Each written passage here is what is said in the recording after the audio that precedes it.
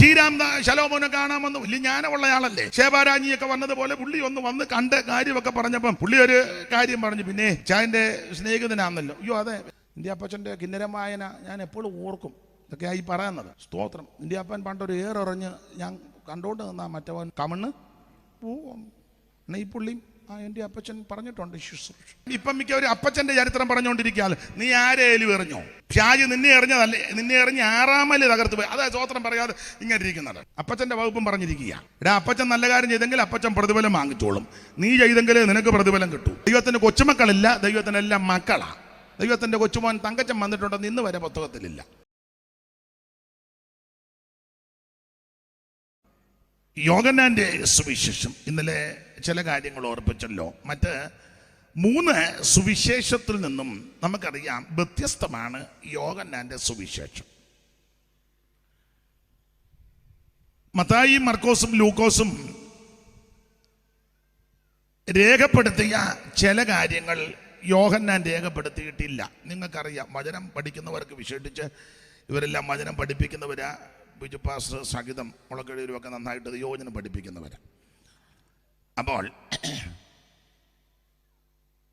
മറ്റ് 3 പേരും എഴുതിയ ചില കാര്യം യോഹന്നാൻ വിട്ടുകളഞ്ഞു, എഴുതിയില്ല. അതിൽ പ്രധാനമായിട്ട് നമ്മുടെ കർത്താവാകുന്ന യേശുക്രിസ്തുവിൻ്റെ തിരുപ്പിറവി, അവിടുത്തെ ജനനത്തോട് സംബന്ധിച്ച വിഷയങ്ങൾ, പേർവഴി ചാർത്തുന്നത്, അതുപോലെ തന്നെ ആട്ടിടയന്മാർക്ക് ദൂതപ്രത്യക്ഷത വന്നത്, മറിയയുടെ അടുക്കൽ വന്ന് ദൂതൻ പ്രത്യക്ഷപ്പെട്ടത്, യോസേപ്പിന് നിർദ്ദേശം കൊടുത്തത്, കർത്താവിനെ പ്രസവിച്ച ഇടം, ആ സംഭവങ്ങളൊന്നും യോഹന്നാൻ എഴുതിയിട്ടില്ല. അതുപോലെ തന്നെ നമ്മുടെ കർത്താവ് 40 ദിവസം ഉപവസിച്ച് പ്രാർത്ഥിച്ചു. ഇത് വലിയ വിഷയമാണ്. നമ്മൾ 40 ഇരുന്ന ഇനി അറിയാൻ വേറെ ആരും ഇല്ല. ഒന്നിരുന്നിട്ട് തന്നെ ഒക്കുന്നില്ല. നമ്മളേക്ക് തന്നെ അമ്മാമേ ഉപവാസ എത്ര ദിവസമാണ്? ഒരു ദിവസവും. അങ്ങോട്ടോ ഇരിപ്പം കാണുമ്പോൾ അറിയാം കഞ്ഞിയും വെള്ളം കുടിക്കാതിരിക്കുന്നതിൻ്റെ. ഞാൻ എന്നെയും കൂടെ പ്രതിയാക്കുക. 1-ാം പ്രതി ഞാനാ. നമ്മളൊരു ഉപവാസ പ്രാർത്ഥന നടത്തുക ആണെങ്കിൽ ഇപ്പം മാധ്യമങ്ങൾ ഒത്തിരി ഉണ്ട്, എല്ലായിടത്തും അറിയിക്കും, ഇല്ലേ? അറിയിക്കും. പിന്നെ നോട്ടീസിലെല്ലാം പേരുകളാണ്. Doctor reverend so and so, ഇന്ന് മറ്റ് അടുത്ത ആള്, ഇങ്ങനെ ഉദ്ഘാടനം, ഉപവാസ പ്രാർത്ഥന ഉദ്ഘാടനം, അതൊക്കെ കൊടുക്കണം, ഇല്ലെങ്കിൽ വലിയ വിഷയങ്ങളാണ്. അപ്പൊ നമ്മുടെ കർത്താവാകുന്ന യേശുക്രിസ്തു 40 ദിവസം ഉപവസിച്ച് പ്രാർത്ഥിച്ച ആ സംഭവം യോഹന്നാൻ എഴുതിയിട്ടില്ല. ചെല്ലി എന്തിക്കും പുള്ളിക്ക് ഉപവാസ പ്രാർത്ഥനയോട് വലിയ താല്പര്യം യോഹന്നാൻ രേഖപ്പെടുത്തിയിട്ടില്ല. ദൈവത്തിന് മഹത്വം. ഇങ്ങനെ മറ്റ് 3 പേരും രേഖപ്പെടുത്തിയ ചില വിഷയങ്ങൾ യോഹന്നാൻ അങ്ങ് വിട്ടുകളഞ്ഞു. തന്നെയല്ല, നിങ്ങൾ യോഹന്നാന്റെ സുവിശേഷം ശരിയായ വിധത്തിൽ ധ്യാനിച്ച് പഠിച്ചാൽ ഈ യോഹന്നാന്റെ സുവിശേഷം യോഹന്നാൻ എഴുതിയ, പക്ഷെ പുള്ളിയുടെ പേര് ഒരൊറ്റ അധ്യായത്തിൽ ഒരു വാക്യത്തിലും ഇല്ല, പേരില്ല. നമ്മളൊരു താളെഴുതിയാൽ മതി, അതിൽ 8 പ്രാവശ്യം നമ്മുടെ പേര്. ഒക്കുന്നില്ലെങ്കിൽ എങ്ങനെയാലും നമ്മൾ തിരികെ. പിന്നെ ഇതിനെപ്പറ്റി പഠിച്ച കർത്തദാസന്മാർ പറയുന്നത് ഏതാണ്ട് 30-ൽ കൂടുതൽ ആൾക്കാരുടെ പേര് യോഹന്നാന്റെ സുവിശേഷത്തിലുണ്ട്. പ്രഗത്ഭരും പ്രഗത്ഭരല്ലാത്തവരും. നിക്കോദോമസിനെ പോലുള്ള ആൾക്കാരുടെ പേരുകളുണ്ട്, കുറഞ്ഞ ആൾക്കാരല്ല.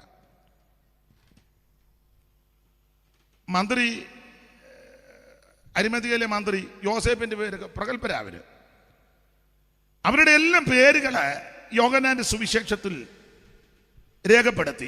പ്രശസ്തരും അല്ലെങ്കിൽ പ്രഗത്ഭരും അല്ലാത്തവരും. പക്ഷേ യോഹന്നാന്റെ പേര് ഒരു വാക്യത്തിൽ പോലുമില്ല. അത് അപ്പോസ്തലന്മാരിൽ ചിലരുടെ വിശേഷതകളാണ്. മത്തായി അങ്ങനെ ഒരു പ്രയോഗം നടത്തുന്നുണ്ട്.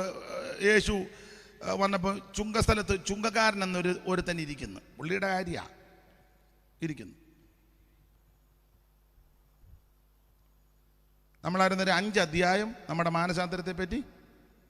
പിന്നെ തുടക്കം മുതൽ ഞങ്ങൾ തോമാസ്ലിക 52 കൊടുങ്ങല്ലൂർ വന്നു. അതിലെ ഒരു ശാഖ നമ്മുടെ മാനസാന്തരത്തെ പറ്റി എഴുതുന്നതാണ്.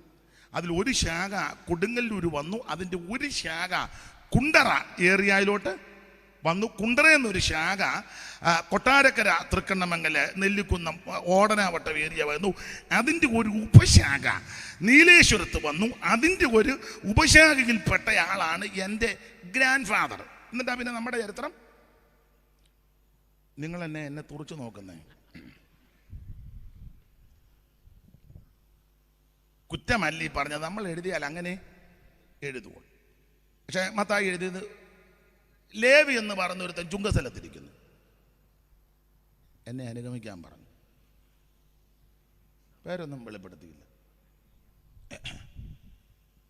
അയ്യോ, ഇന്ന് ഇപ്പം ഇവിടെ നന്ദിവാചകം ബഹുമാനപ്പെട്ട സാറ് ചുരുക്കമായത് പറഞ്ഞു. ചിലയിടത്ത് നന്ദി പറഞ്ഞില്ലേ, പേര് പറഞ്ഞില്ലെങ്കിൽ സഭ 2 ആകും. സഭ നമുക്കപ്പുറേ പോയി എലിയും സഭ തുടങ്ങാന്ന് പറയും. മാറേന്നല്ലേ പാസ്റ്റർ പേര് മനഃപൂർവ്വം പറയാഞ്ഞതാ. അല്ലേ പിന്നെ എല്ലാവരുടെയും പേര് പറഞ്ഞിട്ട് പൊന്നച്ചൻ്റെ പേര് മാത്രം പറഞ്ഞില്ല. ആൾക്കാർ പ്രശ്നം ഉണ്ടാക്കും. അതുകൊണ്ട് എല്ലാവരും എഴുതിക്കൊണ്ട വരുന്നത്. കൂടെ നോക്കും, വിട്ടുപോയോ പറഞ്ഞതന്നെ വലിയ പ്രശ്നമാണ്. ആട്ടെ, എന്നാൽ ഈ യോഹന്നാന്റെ സുവിശേഷത്തിൽ യോഹന്നാന്റെ പേര് വെച്ചിട്ടില്ല. പേരില്ല. യോഹന്നാൻ പഠിക്കുന്ന നിങ്ങൾക്കറിയാം. ലൂക്കോസും അങ്ങനെ തന്നെ. ലൂക്കോസിന്റെ സുവിശേഷം പഠിക്കുമ്പോൾ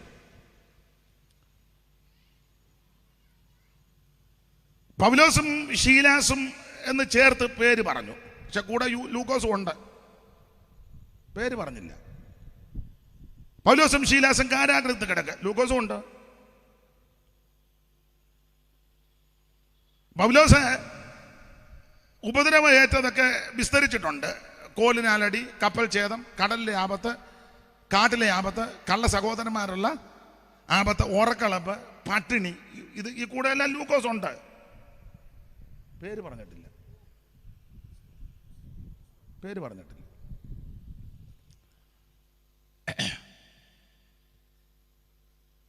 പക്ഷെ ലൂക്കോസ് ഉണ്ടെന്നുള്ളതിന് തെളിവ് വേറെ പുസ്തകം പഠിക്കുന്നവർക്കറിയാം.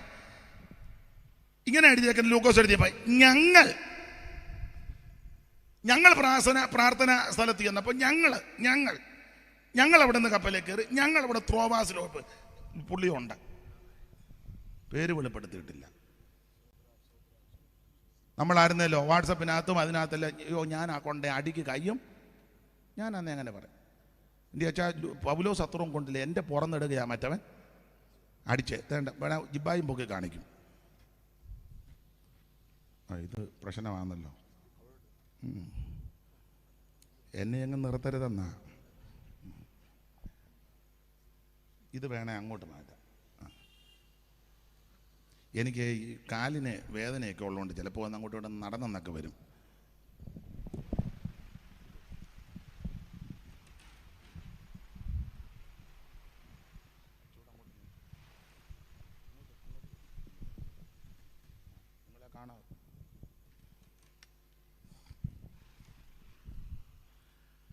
അപ്പൊ ശ്രദ്ധിക്കുക, ഇവിടെങ്ങും പേര് വെളിപ്പെടുത്തിയിട്ടില്ല.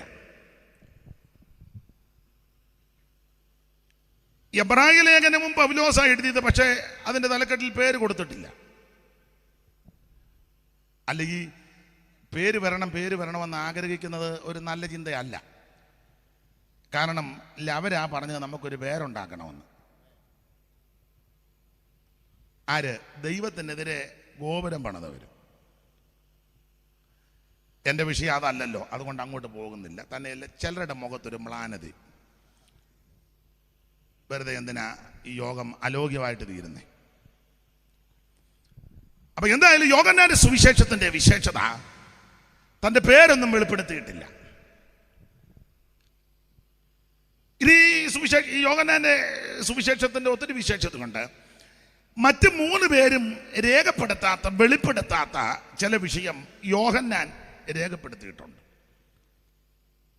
ഉദാഹരണം നിങ്ങൾക്കറിയാം, കാനാവിലെ കല്യാണ വീട്ടിൽ ക്രിസ്തു പച്ചവെള്ളത്തെ വീഞ്ഞാക്കി. കാനാവിലെ കല്യാണ നാളിൽ, കാനാവിലെ കല്യാണ നാളിൽ ശുദ്ധ ജലത്തെ വീഞ്ഞാക്കി തീർത്ത, ശുദ്ധ ജലത്തെ വീഞ്ഞാക്കി തീർത്ത കരുണാനിധിയെ കനികേണം ദിനവും, കരുണാനിധിയെ കനികേണം ദിനവും.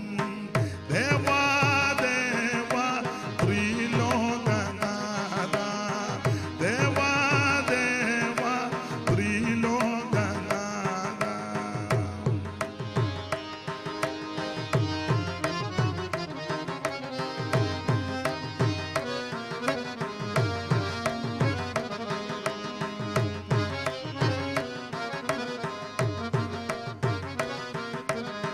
അപ്പൊ ശ്രദ്ധിക്കുക, കാനാവിലെ കല്യാണ വീട്ടിൽ പച്ചവെള്ളത്തെ വീഞ്ഞാക്കി. ഈ വിഷയം മറ്റ് 3 പേരും വെളിപ്പെടുത്തിയിട്ടില്ല. യോഹന്നാന്റെ സുവിശേഷത്തിൽ കൂടിയാണ് നാം അത് പഠിക്കുന്നത്. നിക്കോദോമസ് രാത്രിയിൽ യേശുവിന്റെ അടുക്കൽ വന്നു. ഇത് മറ്റ് 3 പേരും വിസ്തരിച്ചിട്ടില്ല. യോഹന്നാന്റെ സുവിശേഷത്തിലാണ് നമ്മളത് മനസ്സിലാക്കുന്നത്. ക്രിസ്തുയേശു ശമരിയാക്കാരി സ്ത്രീയുമായി സംഭാഷിച്ച ആ സംഭവ പരമ്പര മറ്റ് 3 പേരും രേഖപ്പെടുത്തിയിട്ടില്ല. യോഹന്നാൻ അത് വളരെ നന്നായിട്ട് രേഖപ്പെടുത്തി. അതുപോലെ ബഥാനിയിലെ ലാസറ് രോഗിയായി മരിച്ചു, അടക്കി, നാറ്റം വെച്ചു, 4 ദിവസമായി യേശു ഉയർപ്പിച്ചു. ഇത് മറ്റ് 3 പേരും രേഖപ്പെടുത്തിയിട്ടില്ല. യോഹന്നാന്റെ സുവിശേഷത്തിൽ കൂടെ നമ്മൾ ഇത് മനസ്സിലാക്കുന്നത്. അപ്പൊ ഇങ്ങനെ യോഹന്നാന്റെ സുവിശേഷത്തിന് വിശേഷത പലതുണ്ട്. ആട്ടെ, ഇന്നലെ ഓർപ്പിച്ചതുപോലെ അദ്ദേഹത്തിന്റെ എഴുത്തിന്റെ പ്രധാനപ്പെട്ട ഉദ്ദേശം യേശുക്രിസ്തു ദൈവമാണെന്ന് തെളിയിക്കുക. യേശുക്രിസ്തു ഏകദൈവം, സത്യദൈവം, നിത്യദൈവം, സാക്ഷാൽ ദൈവം, ജീവനുള്ള ദൈവം.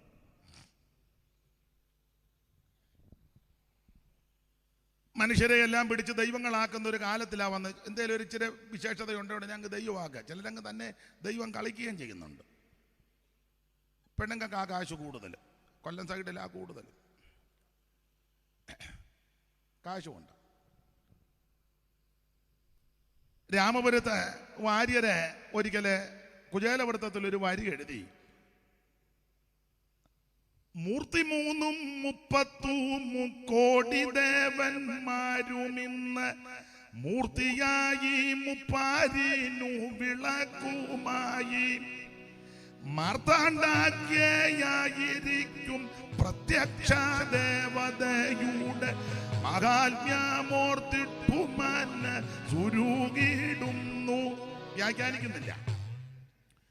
എന്നാൽ യോഹന്നാന്റെ എഴുത്തിന്റെ ഉദ്ദേശം യേശുക്രിസ്തു ദൈവമാണെന്ന് തെളിയിക്കുകയാണ്. ഓരോ അധ്യായത്തിലും യേശുവിന്റെ വിശേഷത ദൈവത്വം തെളിയിക്കുന്നുണ്ട്. അത്ഭുതങ്ങൾ ഒത്തിരി ഒന്നും യോഹന്നാൻ രേഖപ്പെടുത്തിയിട്ടില്ല. ഏതാണ്ട് 5-8 എണ്ണമോ പറഞ്ഞിട്ടുള്ളൂ. പക്ഷെ യേശു ദൈവമാണ്. അത്ഭുതങ്ങൾ ചെയ്തത് കൊണ്ടല്ലല്ലോ ദൈവമാകുന്നേ. അങ്ങനെയാണെങ്കിൽ ധാരാളം പേരെ ഇപ്പം ദൈവമാക്കേണ്ട സമയം കഴിഞ്ഞു. പിന്നെ സ്തോത്രം, മാജിക്കുകാരെല്ലാം ദൈവമാകേണ്ടതാ. അവിടുന്ന് ദൈവമാകാൻ കാരണം സർവശക്തനാണ്, സർവജ്ഞാനിയാണ്, സർവവ്യാപിയാണ്. അവിടുന്ന് സർവത്തെ സൃഷ്ടിച്ചവനാണ്, സർവത്തെ നിയന്ത്രിക്കുന്നവനാണ്, സകലത്തിൻ്റെ മേലും അധികാരമുള്ളവനാണ്. അതുകൊണ്ടാണ് ദൈവം. ഓരോ അധ്യായത്തിലും യോഹന്നാന്റെ സുവിശേഷത്തിൽ യേശുവിന്റെ മഹത്വം. 1-ാം അധ്യായത്തിൽ ലോകത്തിന്റെ പാപത്തെ ചുമക്കുന്ന ദൈവകുഞ്ഞാടായിട്ട് ക്രിസ്തു പരിലസിക്കുന്നു. 2-ാം അധ്യായത്തിൽ ഓർപ്പിച്ചല്ലോ, കാനാവിലെ കല്യാണ വീട്ടിൽ പച്ചവെള്ളത്തെ ക്രിസ്തു വീഞ്ഞാക്കി. 3-ാം അധ്യായത്തിൽ അവിടുന്ന് നിത്യജീവൻ കൊടുക്കുന്ന ദൈവമാണ്. 3-ന്റെ 16 മനപ്പാഠമല്ല എല്ലാവർക്കും. 4-ാം അധ്യായത്തിൽ അവിടുന്ന് ആത്മാവാകുന്ന ദൈവമാണ്. അപ്പോൾ തന്നെ ഇന്നലെ ഓർപ്പിച്ചതുപോലെ എൻ്റെ ഭാഷ പറഞ്ഞാൽ ഐത്തോച്ചാടനം നടത്തിയ ആദ്യത്തെ ആൾ യേശുവാ, ശമരിയെ കൂടെ പോയത്. അപ്പോൾ 4-ാം അധ്യായത്തിൽ അവിടുന്ന് ആത്മാവാകുന്ന ദൈവം, 5-ാം അധ്യായത്തിൽ സകല ദീനങ്ങളും വ്യാധികളും പൊറുപ്പിക്കുന്ന അത്ഭുതത്തിന്റെ ദൈവം, 6-ാം അധ്യായത്തിൽ ജീവന്റെ അപ്പമായ ദൈവമാ ക്രിസ്തു, 7-ാം അധ്യായത്തിൽ ആത്മനിറവിനെ കൊടുക്കുന്ന ദൈവം, എന്നിൽ വിശ്വസിക്കുന്നവന്റെ ഉള്ളിൽ നിന്ന് തിരുവെടുത്ത് പറയുന്നത് പോലെ ജീവജലത്തിന് നദി ഒഴുകും. 8-ാം അധ്യായത്തിൽ ഇരുൾ മൂടിയ ലോകത്തിൽ മനുഷ്യൻ വെട്ടം തേടി വെളിച്ചം തേടി അങ്ങോട്ടും ഇങ്ങോട്ടും പരക്കം പായുമ്പോൾ യേശു നിന്ന് പറയുക, ഞാൻ ആ ലോകത്തിന്റെ വെളിച്ചം, നിങ്ങൾ വെട്ടമായിട്ട് എൻ്റെ അടുക്ക വരണ്ട, ഞാൻ ആ വെളിച്ചം. നിങ്ങൾ മെഴുകുതിരി ഒന്നും കത്തിച്ച് ഇങ്ങോട്ട് വരണ്ട, അത് ഊതിക്കെടുത്തിയ ചിങ്ങൾ ഇഞ്ഞ് വന്നാൽ മതി, നിങ്ങളുടെ കുടുംബത്തിന്റെ എല്ലാം അന്ധകാരം മാറും. യേശു സാക്ഷാൽ വെളിച്ചമാണ്. 9-ാം അധ്യായത്തിൽ പിറവിയിലെ കുരുടനെ സൗഖ്യമാക്കി അത്ഭുതം കണ്ട ദൈവമാണ്. എന്ന് പറഞ്ഞാൽ പാരമ്പര്യമാണെന്നേലും കുടുംബ പാരമ്പര്യമാണെന്നേലും ഏത് വിഷയമാണെന്നേലും ഏത് രോഗമാണെന്നേലും സൗഖ്യമാക്കുവാനും വിടിവിക്കുവാനും കഴിവുള്ളവനാ യേശു. 10-ാം അധ്യായത്തിൽ നല്ല ഇടയനാകുന്ന യേശു, നല്ല ഇടയൻ. വേറെ പുസ്തകത്തിന്റെ ഭാഷ പറഞ്ഞാൽ ഇടയ ശ്രേഷ്ഠൻ. ഇപ്പം ചിലരൊക്കെ കടന്നു പോകുമ്പോൾ പത്രത്തിലൊക്കെ കൊടുക്കാറുണ്ട്, ഇടയ ശ്രേഷ്ഠന് വിട, ഇവനൊന്നും വട്ട ബോധമില്ല, കാശിന് വിവരമില്ല. വേറെ പുസ്തകം എടുത്തോണ്ട് വേറെ ഇടയ ശ്രേഷ്ഠന് ഒരുവനേ ഉള്ളൂ, യേശു മാത്രം. ഊളനെല്ലാം കൂടെ എഴുതി വെക്കുക. ഇടയ ശ്രേഷ്ഠന് തൻ്റെ മഹത്വം ദൈവം ആർക്കും വിട്ടുകൊടുക്കുകയില്ല. മഹത്വം കവർന്നെടുത്ത ഹെരോദാവിന് സംഭവിച്ചതറിയാമല്ലോ. ദൂതർ ഒരു ഒറ്റ അടി കൊടുത്തതേ ഉള്ളൂ, 1.25 അടിക്കാനില്ലല്ലോ. ഇടയശ്രേഷ്ഠൻ ഒരുവനേ ഉള്ളൂ. നാം എല്ലാം കാണാതെ പോയ ആടുകളായിരുന്നു. അവിടുത്തെ സ്നേഹം തേടി വന്നു, നമ്മളെ രക്ഷിച്ചു. ഈ CSIയിലെ ഒരു പാട്ടിൻ്റെ വരിയുണ്ട്, പാടാൻ വയ്യ. സാധാരണ ശിവപാസ്റ്റ് കൂടെ വരുന്നതായി അദ്ദേഹത്തിൻ്റെ പെങ്ങളുടെ അമ്മായിയപ്പനും അമ്മായിയമ്മയും 2 പേരും തലേന്നും പിറ്റേന്നും കടന്നുപോയി. കണ്ണൂരാ യാത്ര ചെയ്യുന്നുണ്ട്. അപ്പോൾ അദ്ദേഹം എടുത്ത് പാടുമായിരുന്നു. ബോസിനോട് ഞാൻ ചോദിച്ചപ്പോൾ എല്ലാ പാട്ടും വലിയ തിട്ടവും ഇല്ലെന്ന് പറഞ്ഞു. പാവം.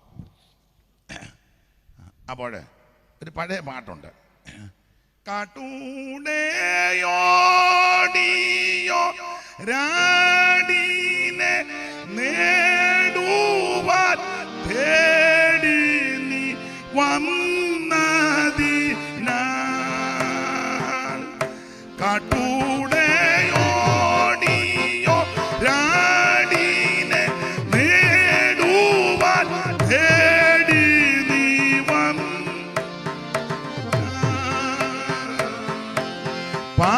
പാപക്കാട്ടിൽ നീ നോടി മാശ്രേഷ്ഠ ഇടയനെ പാപിഗീതാ വരുന്നേ. പാപക്കാട്ടിൽ നീ നോടി മാശ്രേഷ്ഠ ഇടയനെ പാപിഗീതാ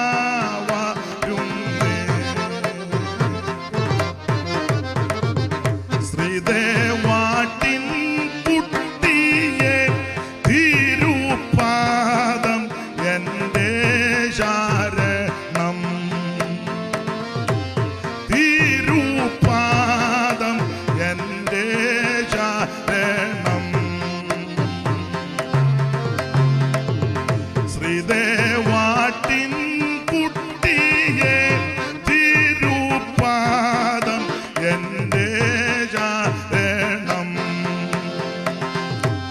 തിരുപാദം എൻ്റെ ശരണം. അപ്പോൾ 10-ാം അധ്യായത്തിൽ നല്ല ഇടയനാകുന്ന ക്രിസ്തു. നിങ്ങൾക്കറിയാം 11, 12 അധ്യായം ചേർത്ത് പഠിക്കുമ്പോൾ ലാസറിനെ ഉയർപ്പിച്ച വിഷയമാണ്. 13-ാം അധ്യായം നമുക്കറിയാം, പെസഹ, പാദം കഴുകുന്നു. 14-ാം അധ്യായത്തിലെ പ്രാരംഭവാക്യമാണ് നമ്മൾ വായിച്ചത്. അപ്പോൾ ഈ സുവിശേഷ പുസ്തകം, യോഹന്നാന്റെ സുവിശേഷം, വളരെ വിശേഷപ്പെട്ടതാണ്.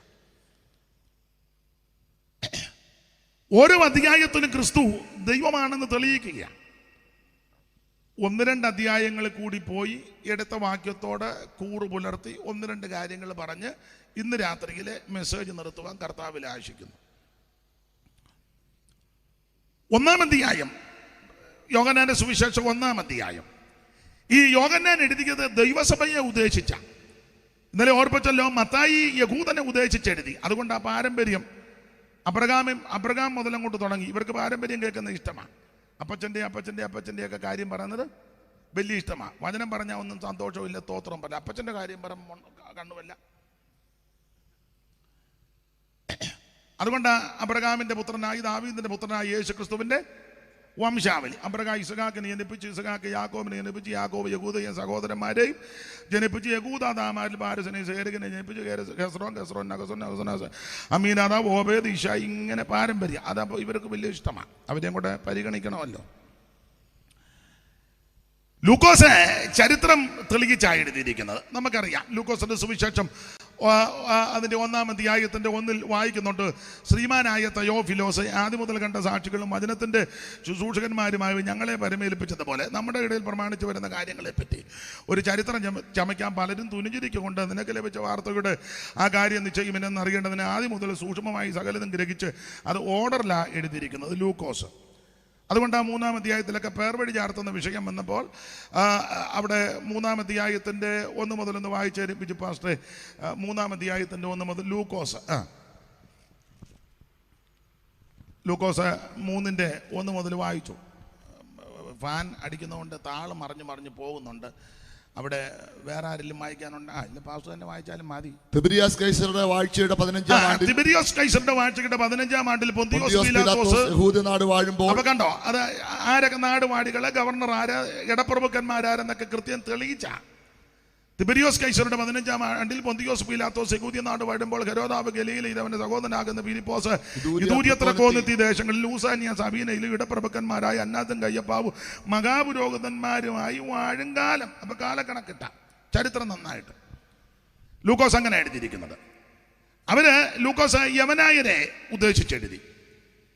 മർക്കോസ് റോമാക്കാരെ ഉന്നം വെച്ചെഴുതി. റോമാക്കാർക്ക് ഒത്തിരി കാര്യമൊന്നും പറയുന്നത് ഇഷ്ടമല്ല, ഷോർട്ടായിട്ട് പറയണം, അത് സ്റ്റാൻഡേർഡ് വായിക്കണം.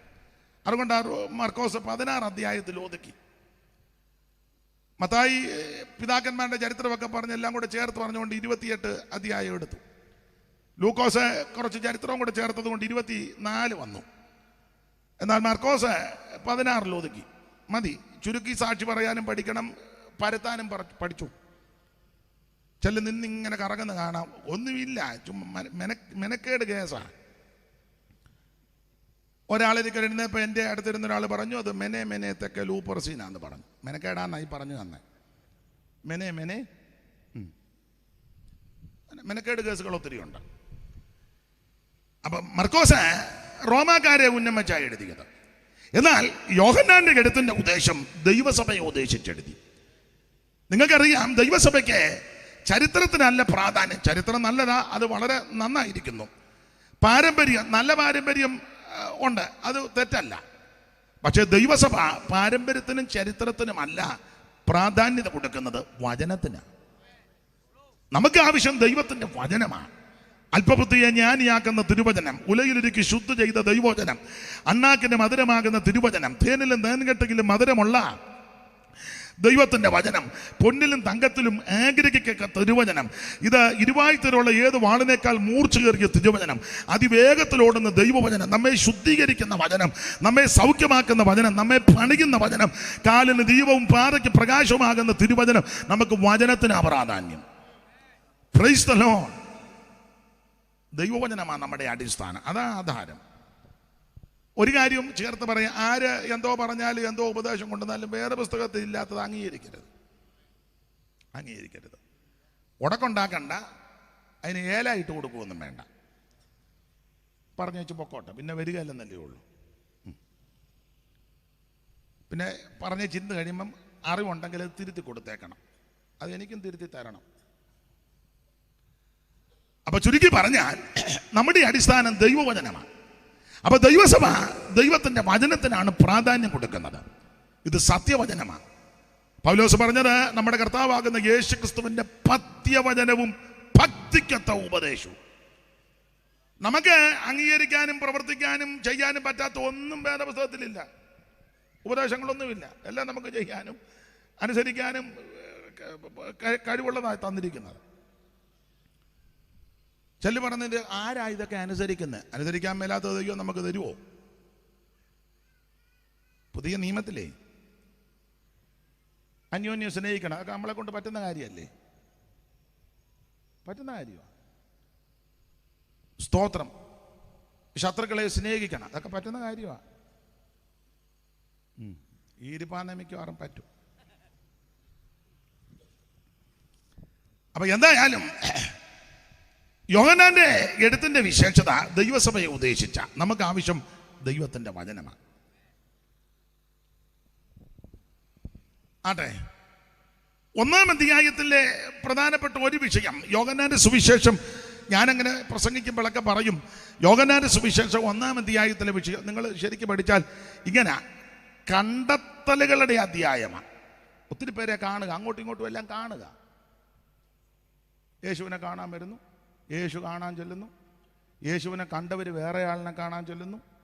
അപ്പം വേറെ ആൾ പറഞ്ഞ് എനിക്ക് യേശുവിനെ ഒന്ന് കാണിച്ചു തരാമോ എന്ന് ചോദിക്കുന്നു. അപ്പോൾ ഒരുത്തൻ പറഞ്ഞ് വന്ന് കാണാൻ പറയുന്നു. മുഴുവൻ അങ്ങോട്ടും ഇങ്ങോട്ടും കാണുക. ഞാനത് അക്കമിട്ട് എൻ്റെ ബൈബിളിൽ നോട്ട് ചെയ്തിട്ടുണ്ട്. 28 പ്രാവശ്യം കണ്ടു കണ്ടു കണ്ടു എന്ന് എഴുതിയിട്ടുണ്ട് ഒരധ്യായത്തിൽ. ഇതുപോലെ എഴുതിയിരിക്കുന്ന വേറൊരു അധ്യായവും ഇല്ല. കണ്ടു. ഇന്ന് രാത്രിയിൽ യേശു ചിലരെ കണ്ടോണ്ടിരിക്കുക. നീ എവിടെ ഇരുന്നാലും യേശു നിന്നെ കാണുന്നുണ്ട്. സ്തോത്രം. അക്കനിജാലയ്ക്കൊത്ത കണ്ണുള്ളവനാ കർത്താവ്. നഥനയേൽ വന്നവൻ പറഞ്ഞു, സാക്ഷാൽ ഇസ്രായേലിൻ ഇവനിൽ കപടമില്ല. അപ്പൊ പുള്ളി വെച്ച് എന്നെ എങ്ങനെ കണ്ടു? അപ്പൊ പറഞ്ഞു, നീ അത്തിയുടെ കീഴിരുന്നപ്പം ഞാൻ നിന്നെ കണ്ടു. അപ്പം കീഴെ ഇരുന്നാലും ദൈവം നിന്നെ കാണും.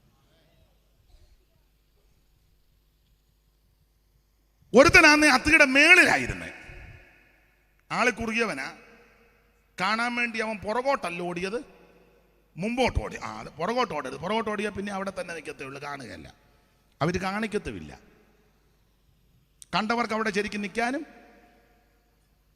വാതുറന്ന് എന്തേലും പറ. ഈ വണ്ടിക്കൂലി മടക്കി ചുമ്മാ ഊമം തെറ്റിയിരിക്കാനാണോ വന്നേ? ഇവൻ മുമ്പോട്ട് ഓടി. പ്രതിസന്ധികളൊക്കെ തരണം ചെയ്ത് ഓടണം യേശുവിനെ കാണണേ. പാരമ്പര്യം തടസ്സമായിട്ട് വരും, അതിനൊക്കെ മറികടന്ന് ഓടണം. കുടുംബശ്രേഷ്ഠത തടസ്സമായിട്ട് നിൽക്കും. ബേബിക്കുട്ടി ഓടരുത്. നമ്മൾ ഏത് കുടുംബമാണെന്ന് ചിന്തിച്ചേച്ചേ നീ മുമ്പോട്ട്. കുഴപ്പമില്ല, മുങ്ങുന്ന നല്ലതാ, കൈ ഒട്ടുന്നതൊക്കെ നല്ലതാ, തമ്പേറുമൊക്കെ അടിക്കുന്നത് നല്ലതാ. എന്നാലും നീ ഓർക്കണം നമ്മൾ ഏത് ഫാമിലിയാണെന്ന്. പക്ഷെ അവനിതൊന്നും വിഷയമല്ല. അവനിതെല്ലാം മറികടന്ന് ഓടി. അവനൊന്നേ ഉള്ളു, യേശുവിനെ കാണണം. ഒന്നേയുള്ളി ആനന്ദമുല്ലെങ്കിൽ യേശുവിൻ സന്നിധി അണയുവതേ. ഒന്നേയുള്ളി ആനന്ദം ഉലകിൽ യേശുവിൻ സന്നിധി അണയുവതേ.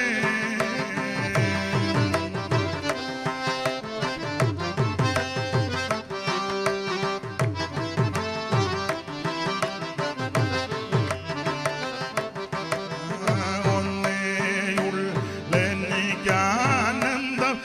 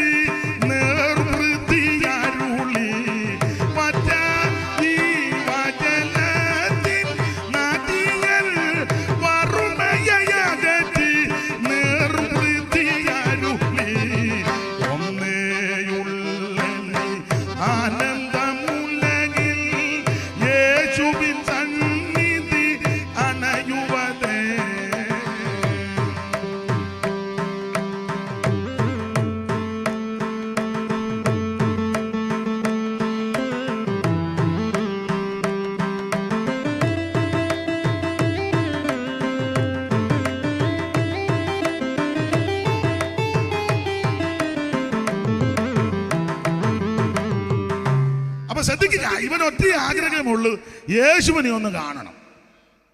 അവൻ മുമ്പോട്ടാ ഓടിയത്, നീ മുന്നോട്ട് ഓടണം. സ്തോത്രം. എല്ലാം മറികടന്നാ ഓടിയത്. കുടുംബം, പാരമ്പര്യം, വിദ്യാഭ്യാസം, സ്വത്ത്, ബന്ധങ്ങള്, പൊളിറ്റിക്കൽ ബന്ധങ്ങൾ, ഇതെല്ലാം വിട്ടേച്ചോടണം. അല്ലാതെ എല്ലാം പിടിച്ചു വെച്ചിരുന്ന യേശുവിനെ കാണുകയല്ല. മുമ്പോട്ട് ഓടി ഇവനൊരു കാട്ടത്തിമേൽ വലിഞ്ഞു കയറി. ആരും കാണരുത്, ഇവൻ യേശുവിനെ കാണുകയും ചെയ്യണം. വരുന്നതാരാ? സമുദ്രത്തിന്റെ അടുത്തിട്ട് കൂടെ ഊളിയിട്ട് പോയ മത്സ്യത്തിന്റെ ഉദരത്തിൽ ഇരുന്ന ചാതരമ്മ കണ്ടവനായ യേശു. അന്നേരം ഇവനെ ഇലയുടെ ഇടയിൽ കയറിയിരിക്കുക. സ്തോത്രം. യേശു നടന്നു വന്നു. എത്രയോ ഞാനിവിടെ പോയിട്ടില്ല. പോയായിരുന്നോ? പൊന്നച്ചായം പോയോ? നമുക്കെല്ലാം ഒന്ന് പോകാം. ഞാനാച്ചായം പോയായിരുന്നോ? പലസ്തീനിൽ, ഇസ്രായേലിൽ പോയായിരുന്നോ? അപ്പോൾ ഒരാൾ ഉണ്ടല്ലോ, പോയ ആൾ. മരങ്ങളൊക്കെ ഇപ്പോഴും ഉണ്ടല്ലോ, ഉണ്ട്. കാട്ടത്തീയുണ്ട്, നല്ല അത്തിയുണ്ട്, ഒലിവുമൊക്കെ ഉണ്ട്. പോയ ആളിനോട് ചോദിക്കുന്ന കുറച്ചുകൂടെ നല്ലത്. യേശു ഇങ്ങോട്ട് നടന്നു വിട്ടിട്ട് വേറെ ഒരു മരത്തിൻ്റെ കീഴിൽ യേശു നിന്നില്ലല്ലോ. സൂചയവൻ കയറിയ മരത്തിന്റെ കീഴെ വന്ന് ചേച്ചു മേപ്പോട്ട് നോക്കി. നീ എവിടെ ആയിരിക്കുന്നെന്ന് കർത്താവിനറിയാം. ഏത് മരത്തേല, എൻ്റെ ഭാഷ ഏത് കവട്ടയിലായിരിക്കുന്നെന്ന് യേശുവിനറിയാം. സ്തോത്രം. സൂക്ഷം താഴെ ചെന്ന് വെച്ച് മേളോട്ടൊക്കെ വേഗത്തിൽ ഇറങ്ങി വരും. ഉരുണ്ട് വീടരുത്. ഉരുണ്ട് വീടെന്ന് എഴുതിയിട്ടില്ല, ഞാനങ്ങ് പറയുക. വേഗത്തിൽ, അതിനെ വേഗത്തിൽ അങ്ങനല്ലേ ബിജു പാസ്റ്റർ ഒന്ന് വായിച്ചേര്. ചിലക്കൊരു തപ്പൽ അങ്ങനെ തന്നെയാന്ന് വന്ന് 19:1 മുതൽ വായിച്ചു. അവൻ യെരിഹോവിലെത്തി. കടന്നു പോകുമ്പോൾ ചുങ്കക്കാരി പ്രമാണിയും ധനവാനുമായ സക്കായി എന്നു പേരുള്ളൊരു പുരുഷൻ യേശു എങ്ങനെയുള്ളവനെന്ന് കാണാൻ ശ്രമിച്ചു. വളർച്ചയിൽ കുറിയവനാകൊണ്ട് പുരുഷാരം നിമിത്തം കഴിഞ്ഞില്ല. എന്നാറേ അവൻ മുൻപോട്ടോടി അവനെ കാണേണ്ടതിന് ഒരു കാട്ടത്തിമേ കയറി. യേശു ആ വഴിയായി വരികയായിരുന്നു. അവൻ ആ സ്ഥലത്തെത്തിയപ്പോൾ മേലോട്ട് നോക്കി, സക്കായിയെ വേഗം ഇറങ്ങി വാ. വേഗം, വേഗം വേഗം. ഞാൻ പറയാറുണ്ട്, കയറാൻ എളുപ്പമായിരിക്കും, പക്ഷേ ഇറങ്ങാൻ ഇച്ചിരി ബുദ്ധിമുട്ടാണ്. ബന്ധപ്പെട്ടിറങ്ങി നടത്തൊരു പദമുണ്ട് അല്ലേ? അവൻ ബന്ധപ്പെട്ട് ഇറങ്ങി സന്തോഷത്തോടെ അവനെ കൈക്കൊണ്ടു. മതി ബന്ധപ്പെട്ട്. കയറാൻ എളുപ്പമാണ്, ഇറങ്ങാൻ അല്പം. മദ്യപാനത്തിലോട്ട് കയറാൻ എളുപ്പമാണ്. കോളേജിൽ പഠിച്ചുകൊണ്ടിരുന്നപ്പോൾ കൂട്ടുകാരൻ പറഞ്ഞു, ഒരു പെക്ക് നീ ടേസ്റ്റ് ചെയ്ത് നോക്ക്. ഞാൻ പറഞ്ഞു, ഞങ്ങൾ പെന്തിക്കോസ. ഓ, കൊട്ടാരക്കല്ലെ പെന്തിക്കോസുകാരെയൊക്കെ ഞങ്ങൾക്ക്. പിന്നെ നിങ്ങളുടെ സഭയിലല്ലേ ജോയിക്കുട്ടി? അതെ, ഞങ്ങളുടെ സഭയുടെ സെക്രട്ടറിയാ. കിറങ്ങി നിന്നത് ഞാൻ കണ്ടതാണ്.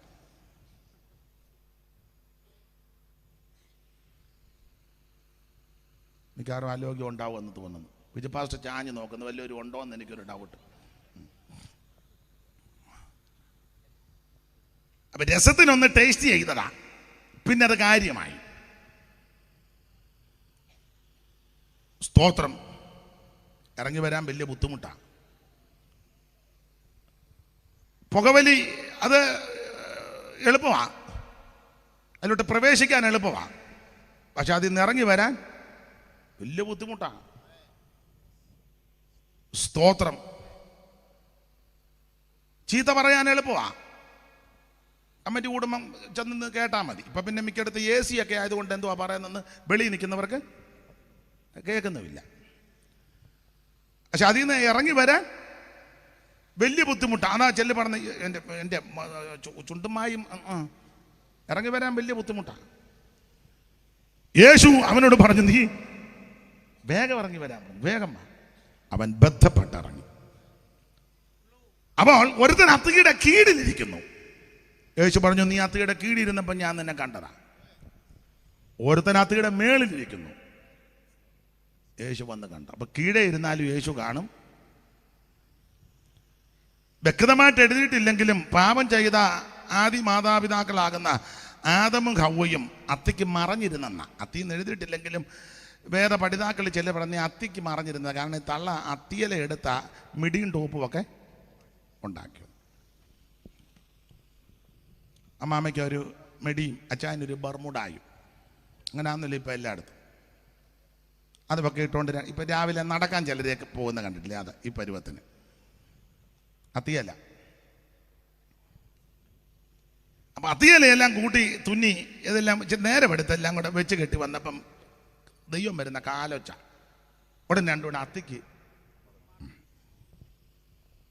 അപ്പം അത്തിക്ക് മറഞ്ഞിരുന്നാലും കാണുവേ. അത്തിയുടെ കീഴിയിരുന്നാലും യേശു നിന്നെ കാണും, അത്തിയുടെ മേളിൽ ഇരുന്നാലും യേശു നിന്നെ കാണും. അത്തിക്ക് മറഞ്ഞിരുന്നാലും സങ്കീർത്തനക്കാരൻ പറഞ്ഞല്ലോ, ഇരിക്കുന്നതും എഴുന്നേൽക്കുന്നതും. അയ്യോ, ഞാൻ ഇരിക്കുന്നതും എഴുന്നേൽക്കുന്നതും എല്ലാം എൻ്റെ നിരൂപണങ്ങളും. ഇനി ഞാൻ ഉഷസിൻ്റെ ചിറക് ധരിച്ച സമുദ്രത്തിൻ്റെ, ഞാൻ പഴയ പാട്ടുകളാ പാടുന്നെന്ന് പറയത്തില്ല, ഒരു വരി പാടിക്കോട്ടെ. സെൻട്രൽ പാസ്റ്റോട് ചോദിക്കണ്ടേ? ഇരിക്കുന്നതും ഞാൻ എഴുന്നേൽക്കുന്നതും കർത്താവു കാണുന്നു. ഇരിക്കുന്നതും ഞാൻ എഴുന്നേൽക്കുന്നതും കർത്താവു കാണുന്നു.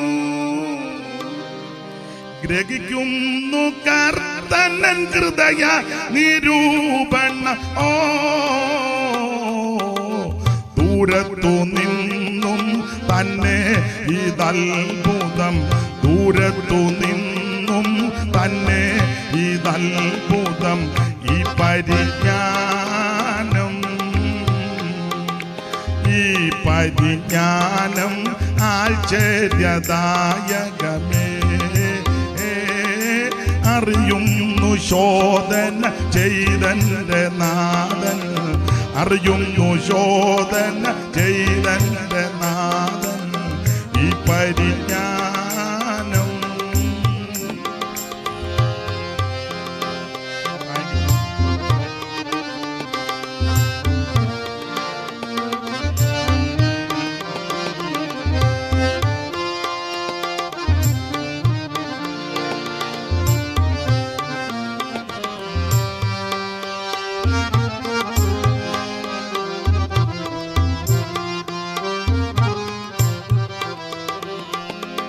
ഇരിക്കുന്നതും ഞാൻ എഴുന്നേൽക്കുന്നതും കർത്താവു കാണുന്നു.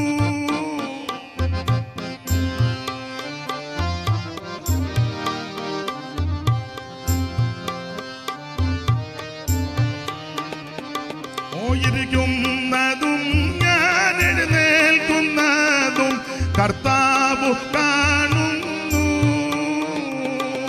ഗ്രഹിക്കുന്നു കർത്തനൻ ഹൃദയ നിരൂപണ. ഓ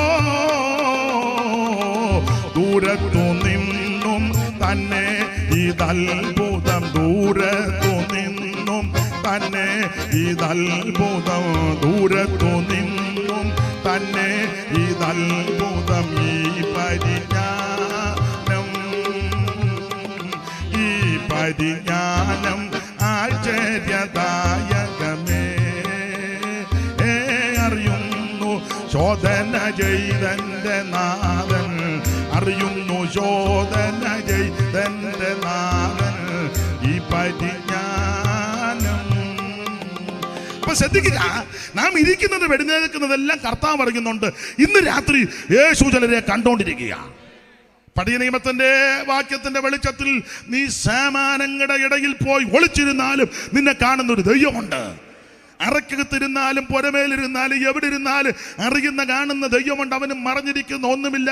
അബ്രഹാമിന്റെ വീട്ടിൽ വന്ന ദൂതന്മാർ അനുഗ്രഹ വചസ്സെല്ലാം കൂടെ കൊടുത്തു പറഞ്ഞ, അബ്രഹാമേ നീ ഒരു തലമുറയെ ചേർത്തണയ്ക്കുമെന്ന് പറഞ്ഞപ്പോൾ സാറാ ഒന്ന് ചിരിച്ചുടനെ ദൂതനത് കണ്ട് അകത്ത് നിൽക്കുക. കാരണം സാറാ എന്ത് ചെയ്യാന്ന് ചോദിച്ചപ്പോൾ അവളെ കൂടാരത്തിന്റെ അകത്ത്. ഇന്ന് ചോദിക്കും സാറാ എന്ത് ചെയ്യുക? അവളെ പഞ്ചായത്ത് കാണാൻ സാധ്യത ഉണ്ട്. അല്ലെ അയൽക്കൂട്ടത്തിൽ ചെന്ന് തപ്പിയാൽ സാറാ അവിടെ ഉണ്ട്. സാറാ കൂടാരത്തിനകത്തുണ്ട്. ചെറുതായിട്ട് ചിരിച്ചു. ദൂതൻ ചോദിച്ചു സാറായെ ചിരിച്ച തന്നെയാണ്. അത് കാണുന്ന ദൈവമാണ്. അവിടത്തേക്ക് മറഞ്ഞിരിക്കുന്ന ഒന്നുമില്ല. അത് യോഹന്നാന്റെ സുവിശേഷം 1-ാം അധ്യായം കണ്ടെത്തലുകളുടെ അധ്യായമാണ്. ഇന്ന് രാത്രി യേശുവിനെ ചിലര് കാണണം, യേശു ചിലരെ കാണുന്നുണ്ട്. അങ്ങനെ കണ്ടവർ അന്യോന്യം അനേകരെ കണ്ട് ഈ മാർഗത്തിൽ അവരെ ആക്കുവാനും ദൈവം കൃപ നൽകുമാറാകട്ടെ. യേശുവിനെ കാണുന്നവർക്ക് അടങ്ങിയിരിക്കാനൊക്കത്തില്ല. അതിലെയോ കുടം സംഭവം, പിന്നെ അതിലും കുടം ആ കിണറ്റിൻകരയെ വെച്ച് ഓടിച്ചെന്ന് എല്ലാവരോടും പറഞ്ഞു, ഞാൻ മെശിഹായെ കണ്ടെത്തി എന്ന് പറഞ്ഞു. എനിക്കിനി മൗനമായിട്ടിരിക്കാൻ ഒക്കത്തില്ല. യേശുവിനെ ഞാൻ കണ്ടു. കർത്താവിനെ അനുഭവിച്ചവരും അനുഭവിക്കുന്നവരും രുചിച്ചവർക്കാർക്കും മൗനമായിട്ടിരിക്കാനൊക്കത്തില്ല. മിണ്ടാതിരിക്കാൻ പലരും ശാസിച്ചിട്ടും അവൻ ഏറ്റവും അധികം നിലവിളിച്ചു, യേശുവേ ദാവീദ് പുത്രാ എന്നോട് കരുണ തോന്നണം. ഈ ഒരു മനോഭാവമായിരിക്കണം ഇന്ന് രാത്രി കൂടപ്പെട്ടവർക്കല്ല. അടുത്തിരിക്കുന്നവൻ മിണ്ടുന്നോ സ്തുതിക്കുന്നോ നമ്മുടെ വിഷയമല്ല. അടുത്തിരിക്കുന്നവൻ ദൈവത്തെ ആരാധിക്കുന്ന നമ്മുടെ വിഷയമല്ല. നിന്റെ പാപങ്ങളാ യേശു ക്ഷമിച്ചത്. അധികം വാങ്ങിച്ചവൻ അധികം കടംപെട്ടിരിക്കുക. ഇന്ന് രാത്രി ഉള്ളമറിഞ്ഞ് ആമൻ നന്ദിയോട് നിന്റെ പാപങ്ങളും കെടുതികളും എല്ലാം നീക്കി നിന്റെ പാപങ്ങളെ മോചിച്ച് നിന്നെ രക്ഷിച്ച് നിന്നെ വീണ്ടെടുത്ത യേശുവിന് ഇന്ന് രാത്രി സന്തോഷത്തോടും ആമൻ നല്ല മനസ്സോട് ദൈവത്തെ മഹത്വപ്പെടുത്തണം. ഹല്ലേലൂയ. അതെ, ഓടിച്ചു മുമ്പോട്ട് പോകാം. ദൈവത്തിന് മഹത്വം. 1-ാം അധ്യായം കണ്ടെത്തലുകളുടെ അധ്യായമാണ്. 2-ാം അധ്യായം നമുക്കറിയാം, കാനാവിലെ കല്യാണ വീട്ടിൽ ക്രിസ്തുവേശു പച്ചവെള്ളത്തെ വീഞ്ഞാക്കി. ഇത് അടയാളങ്ങളുടെ ആരംഭമാണെന്ന് 2-ാം അധ്യായം 11-ാം വാക്യം വായിച്ചോ ബിജു പാസ്റ്റേ. നമുക്കെല്ലാം ഇത് അറിയാം, ഇവിടെ ഇരിക്കുന്നവർക്കും അറിയാം, കിള്ളൂർ സഭക്കാർക്കും അറിയാം, കൊട്ടാരക്കര സെൻറ്ററിലുള്ളവർക്കും അറിയാം, കുണ്ടറ സെൻറ്ററുകാർക്കും അറിയാം. അറിയാത്ത ആരേലും ഉണ്ടെങ്കിൽ അവരുടെ അറിവിന് ഇത് ഉള്ളത് തന്നെയാണെന്ന് അറിയണമല്ലോ. അതിനാ ഈ വായിപ്പിക്കുന്നത് തന്നെയല്ല, വായിപ്പിക്കുന്നവർക്കൊക്കെ ഭാഗ്യം വരുമെന്നാ. ഇന്നലെ ഇന്നുമായിട്ട് ബിജു പാസ്റ്റർക്ക് കുറച്ചുകൂടെ ഭാഗ്യം വർദ്ധിച്ചോട്ടെ. ഉള്ള ഭാഗ്യം പോരെ, കുറച്ചുകൂടി ഇരിക്കട്ടെ ഭാഗ്യം. യേശു ഇതിനെ അടയാളങ്ങളുടെ ആരംഭമായി ഗലീലയിലെ കാനാവിൽ വെച്ച് ചെയ്തു. യേശു ഇതിനെ അടയാളങ്ങളുടെ ആരംഭമായി ഗലീലയിലെ കാനാവിൽ വെച്ച് ചെയ്തു. അപ്പൊ ഈ കാനാവിലെ കല്യാണ വീട്ടിൽ ക്രിസ്തു പച്ചവെള്ളത്തെ വീഞ്ഞാക്കി. ഇതെന്താ ഗലീലയിലെ കാനാവെന്ന് എടുത്തു പറഞ്ഞേക്കുന്നത്? ഗലീലയിലെ കാന. ഇതിനെപ്പറ്റി പഠിക്കുമ്പോൾ വേദപുസ്തകം പഠിക്കുന്നവർക്കറിയാം, ഗലീലയിലെ കാന ഇതൊരു പ്രവചനത്തിന്റെ നിവൃത്തിയും കൂടാ. ഈ കാന എന്ന് പറയുന്ന സ്ഥലം ആശേറിന്റെ അവകാശത്തിൽപ്പെട്ട ഒരു സ്ഥലം കൂടാ. ആശേറിന്റെ അവകാശമാണ്. വേദപുസ്തകം പഠിക്കുന്നവർക്കറിയാം. ആശേർ ആരാന്ന് നമുക്കറിയാം. ഗോത്രപിതാവാകുന്ന യാക്കോബിന്റെ മക്കളിൽ ഒരുവനാണ് ആശേർ. ഗോത്രപിതാവാകുന്ന യാക്കോബ് 147-ാമത്തെ വയസ്സിൽ മരിക്കാൻ പോവുക. ആയുഷിന്റെ ദൈർഘ്യം അന്നങ്ങനെ. 147 വയസ്സിൽ യാക്കോബ് മരിക്കുന്നതിന് മുന്നേ പിള്ളേരെ എല്ലാം വിളിച്ചു കൂട്ടി. മക്കളോടെല്ലാം പറഞ്ഞ് എല്ലാവരും വരാൻ പറഞ്ഞു, കൂടി വരാൻ പറഞ്ഞു. കാരണം യുവമാരെല്ലാവരും കൂടെ ഒന്നിച്ച് കൂടുകയല്ല.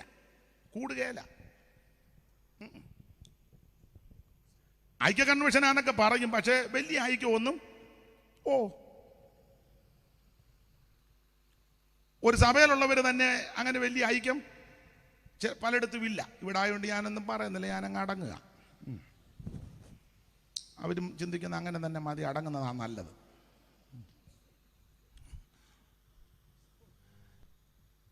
അപ്പോൾ പിള്ളേരെല്ലാരും ഒറ്റക്കെട്ടല്ല.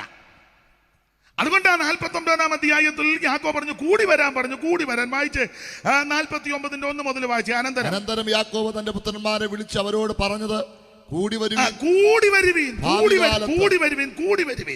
ഈ കൂടി വരാൻ പറഞ്ഞതിന്റെ കാര്യം നിങ്ങളെല്ലാം കൂടെ ഒന്നിച്ച് കൂടുകയല്ല. ഒന്നാമത്തെ കാര്യം ഒന്നിച്ച് കൂടുകയല്ല, അഥവാ ഒപ്പിച്ചോണ്ട് വന്നാൽ അടി ഉറപ്പാ. കൂടുക എന്നുള്ളതിന് തെളിവാ. ശേഖാമിനെ അവരുടെയൊക്കെ പോയല്ലോ, ശേഖേമിനെ വെട്ടാൻ പോയപ്പോൾ മറ്റ് 10 പേരോട് പറയാന്നാന്നല്ലോ 2 എണ്ണം വടിവാളെടുത്തോണ്ട് ഇറങ്ങിയത്, ഷിമിയോനും ലേവിയും.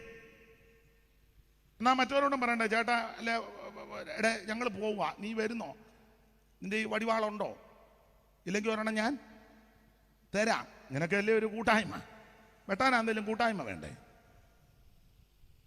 മരുമിണ്ടിയില്ല, ന്യൂട്രൽ പോയി, ഒന്നിച്ച് നിൽക്കുകയല്ല. അതുകൊണ്ടാണ് യാക്കോബിന്റെ 34-20 പറഞ്ഞു, ഈ ദേശത്ത് തന്നെ നാറ്റിച്ചെന്ന്. ഈ ദേശത്ത് തന്നെ 34-20 വായിച്ചു, അറിവുള്ള വാക്യമാണ്. അങ്ങനെ ഒടുവിലത്തെ വാക്യമുണ്ട്, ഈ ദേശത്ത് തന്നെ നാറ്റിച്ചെന്ന് യാക്കോബ് ഒരു പദം പറഞ്ഞിട്ടുണ്ടല്ലോ. നിങ്ങൾ കനാന്യരുടെയും പെരിശരുടെയും ഈ ദേശത്ത് എന്നെ നാറ്റിച്ചു കളഞ്ഞെന്ന് യാക്കോബ് ലേവിയോടും ശിമയോടും പറഞ്ഞ വാക്യമാണ്. ആ ദേശത്ത് നിങ്ങൾ എന്നെ നാറ്റിച്ചു. ഈ ദേശനിവാസികളായ കനാന്യരുടെ ഈ ദേശനിവാസികളാകുന്ന കനാന്യരുടെയും പെരിശരുടെയും നിങ്ങൾ എന്നെ നാറ്റിച്ച് വിഷമത്തിലാക്കി. അപ്പൊ എന്നെ നാറ്റിച്ച് വിഷമത്തിലാക്കിയ രണ്ടെണ്ണം ഒന്നിച്ച് നിൽക്കുകയല്ല, കൂടുകയല്ല. അതിനൊരു തെളിവാന്നല്ലോ ഒരുത്തനെ പിടിച്ച് കിണറ്റി കിട്ടത്. കൂടുകയല്ല. ഇവന് കസാര കിട്ടാൻ വേണ്ടി മറ്റവന് ഇവനെ സൂപ്രണ്ട് ആകണം, പ്രസിഡന്റ് ആകണം, ഓവർസിയർ ആകണം. അതിന് മറ്റവനെ ചുരുട്ടി കെട്ടി എന്നെ ആരും അനങ്ങാതൊക്കെ ഇരിക്കുന്നേ. എന്നുവെച്ചാൽ അവൻ കൊണ്ടുവന്ന ഭക്ഷണം യുവമാര് പ്രാർത്ഥിച്ചു കരുതുന്ന ബ്രദർ പ്രാർത്ഥിച്ചാട്ടെ, താവി ലഭിച്ച ഭക്ഷണത്തിനായി സ്തോത്രം. കൊണ്ടുവന്ന കുഴി കിടക്കുക.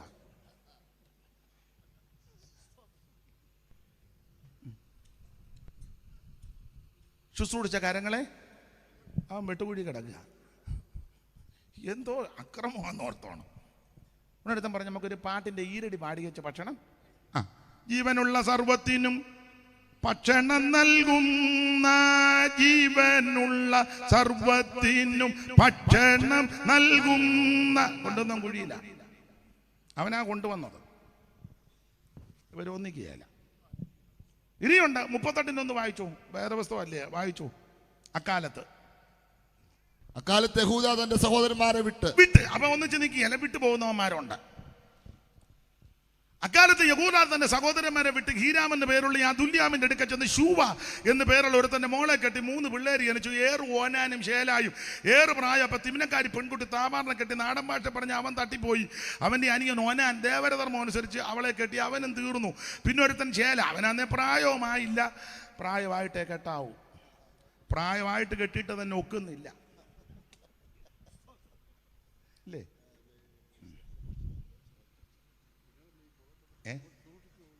ഏതാണ്ട് പറഞ്ഞു. അപ്പൊ യഹൂദ തന്റെ മരുമകളാകുന്ന താമാറിനോട് പറഞ്ഞു, 2 എണ്ണത്തിന് ഏതായാലും പാസ്സാക്കി, ഇനി 1 ഉണ്ട്, അതും തന്നേക്കാം. പക്ഷെ അവന് പ്രായമായില്ല. അവന് പ്രായമാകുമ്പോൾ അവനെ നിനക്ക് തന്നെ ഭർത്താവായിട്ട് തരാം. നീ ഒരു കാര്യം, നിന്റെ വീട്ടിൽ പോ, വൈദവ്യ വസ്ത്രമൊക്കെ ധരിച്ച് നിൽക്കേ. എന്നാൽ 14-ാമത്തെ വാക്യത്തിൽ പ്രായമായിട്ടും കൊടുത്തില്ലെന്നാ. വായിച്ചോ 14, 38.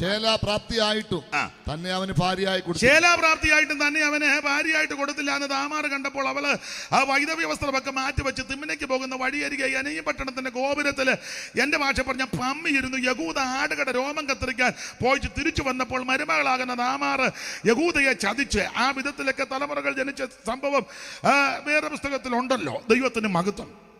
ഒന്നിച്ച് നിൽക്കുകയല്ലെന്നായി പറഞ്ഞതിന് തെളിവ്. ഒരുത്തനെ കിണറ്റ് കിട്ടും, 2 എണ്ണം അടിവാളെടുത്തോണ്ട് പോയി, ഒരുത്തൻ വിട്ടുപോയി നടക്കുന്നു. അപ്പം ജീവിച്ചിരിക്കുമ്പോഴാണ് ഈ കൊന്ത്രാക്കൊള്ളിയല്ല ഒപ്പിക്കുന്നത്. അതുകൊണ്ടാ മൂപ്പിലെ ജാകാൻ നിർത്തി പറഞ്ഞ് യാകാൻ പോവാ, ഇനിയല്ലോ ഒന്നിച്ച് വാ, ഒന്നിച്ച് കൂടും. 49 വായിച്ചു വന്നു. അനന്തരം യാക്കോബ് തന്റെ പുത്രന്മാരെ വിളിച്ച്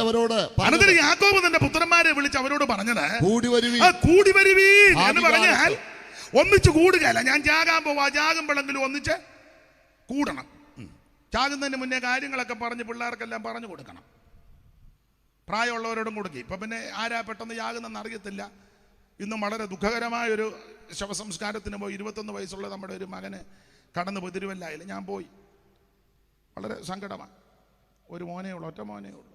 ആക്സിഡന്റ്, വലിയ മനോവേദനയാണ്. അപ്പം ഏത് പ്രായത്തിലുള്ളവരും കടന്നു പോകുന്നൊരു കാലമാണ്. എങ്കിലും പ്രായമുള്ളവരോട് പറയുക, പോകുന്നതിന് മുന്നേ അങ്ങനൊന്നും പോകരുത്, ഒരു ഇക്കിളിനെ പോകരുത്. പോകുന്നതിന് മുന്നേ കൊച്ചുങ്ങളോട് കാര്യം പറഞ്ഞു കൊടുക്കണം.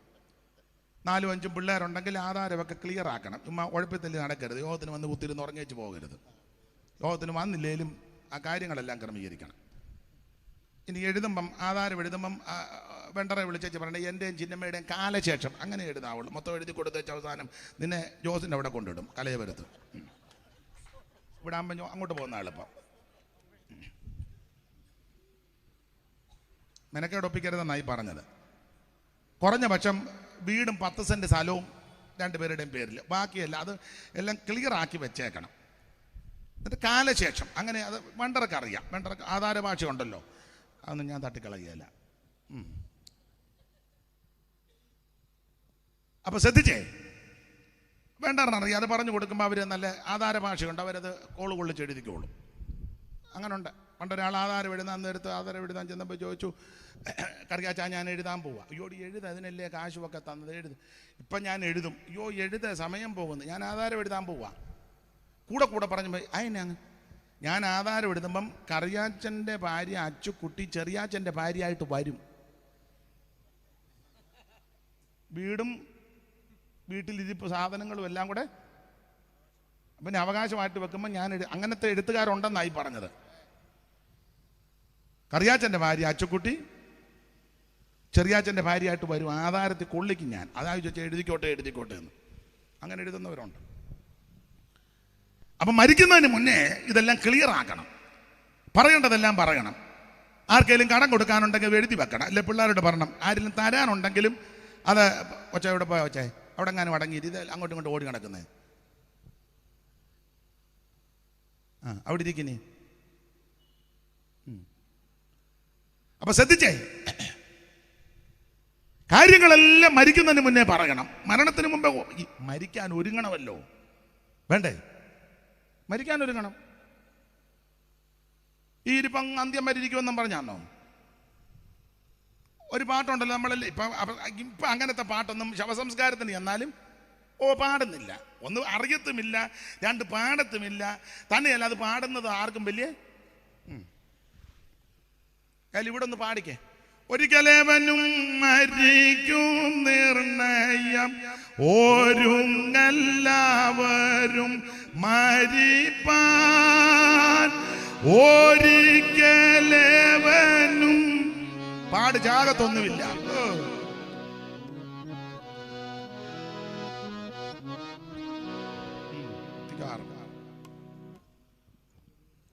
മരിക്കാൻ ഒരുങ്ങണം.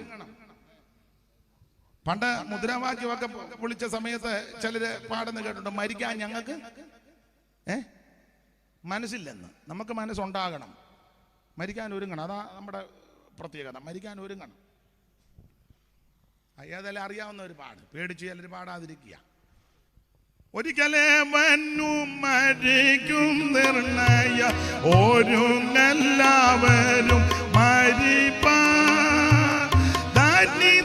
ധാന്യൻ വയസ്സൻ ശിശുവും മരിക്കുന്നില്ലയോ ലോകേ. ദരിദ്രൻ ധാന്യൻ വയസ്സൻ ശിശുവും മരിക്കുന്നില്ലയോ. അപ്പൊ ശ്രദ്ധിക്കുക, ഒരു ദിവസം മരണം നമ്മെ വന്ന് പിടികൂടും. പ്രസംഗിക്കുന്ന ഞാനും കേൾക്കുന്ന നിങ്ങളും ആ മരണത്തിന്റെ പിടിയിൽ അമർന്നു പോകും.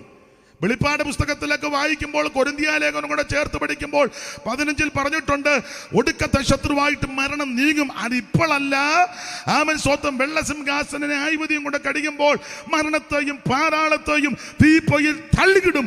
അതോടുകൂടെ ഒടുക്കത്തെ ശത്രുവായ മരണം നീങ്ങും. അതുവരെയും ഈ മരണം അതിന്റെ താണ്ഡവ നൃത്തം നടത്തിക്കൊണ്ടിരിക്കും.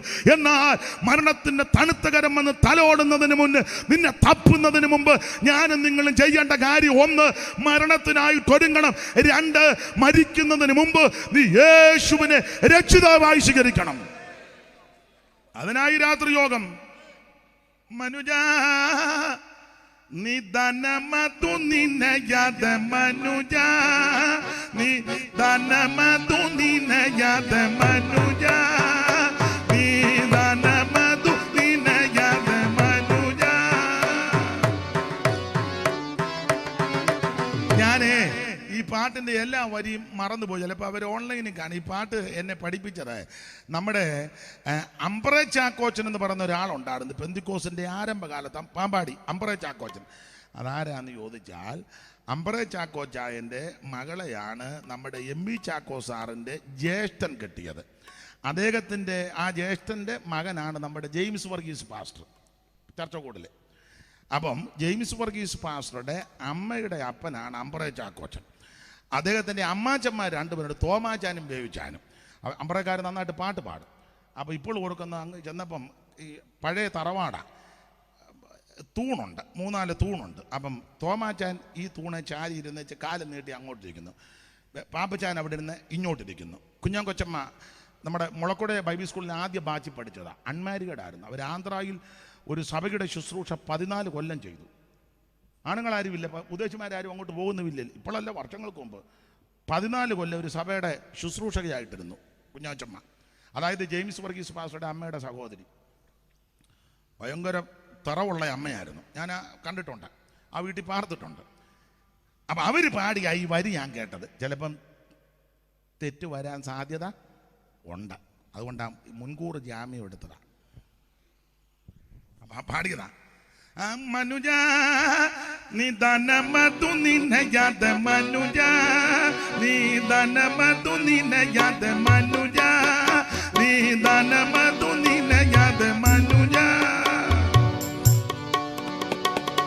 മരണം വരുമേ നിന്റെ പണം നോട്ടി നേരം, മരണം വരുമേ നിന്റെ പണം നോട്ടി നേരം, പിരിയുമ്പോൾ അതിനെല്ലാം ജനം പോട്ടിചാരം.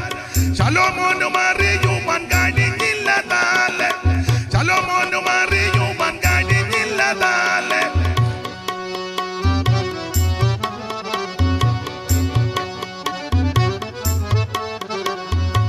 വയലിലെ കുസുമങ്ങൾ വിടരുന്നു കാലെ, വിലസുന്നു പല നിറമതിൻ പോട്ടിചാരെ. ശലോമോനും അറിയും കഴിഞ്ഞില്ലതാരെ, പരനെ വേഗം ചരണമാക്കി മരുവിടേണ്ട തരണിയിൽ, പരനെ വേഗം ശരണമാക്കി മരുവിടേണ്ട തരണിയിൽ. മനുജ നിന്റെ ദാനമതു നിനയാതെ മനുജ, നിന്റെ ദാനമതു നിനയാതെ മനുജ.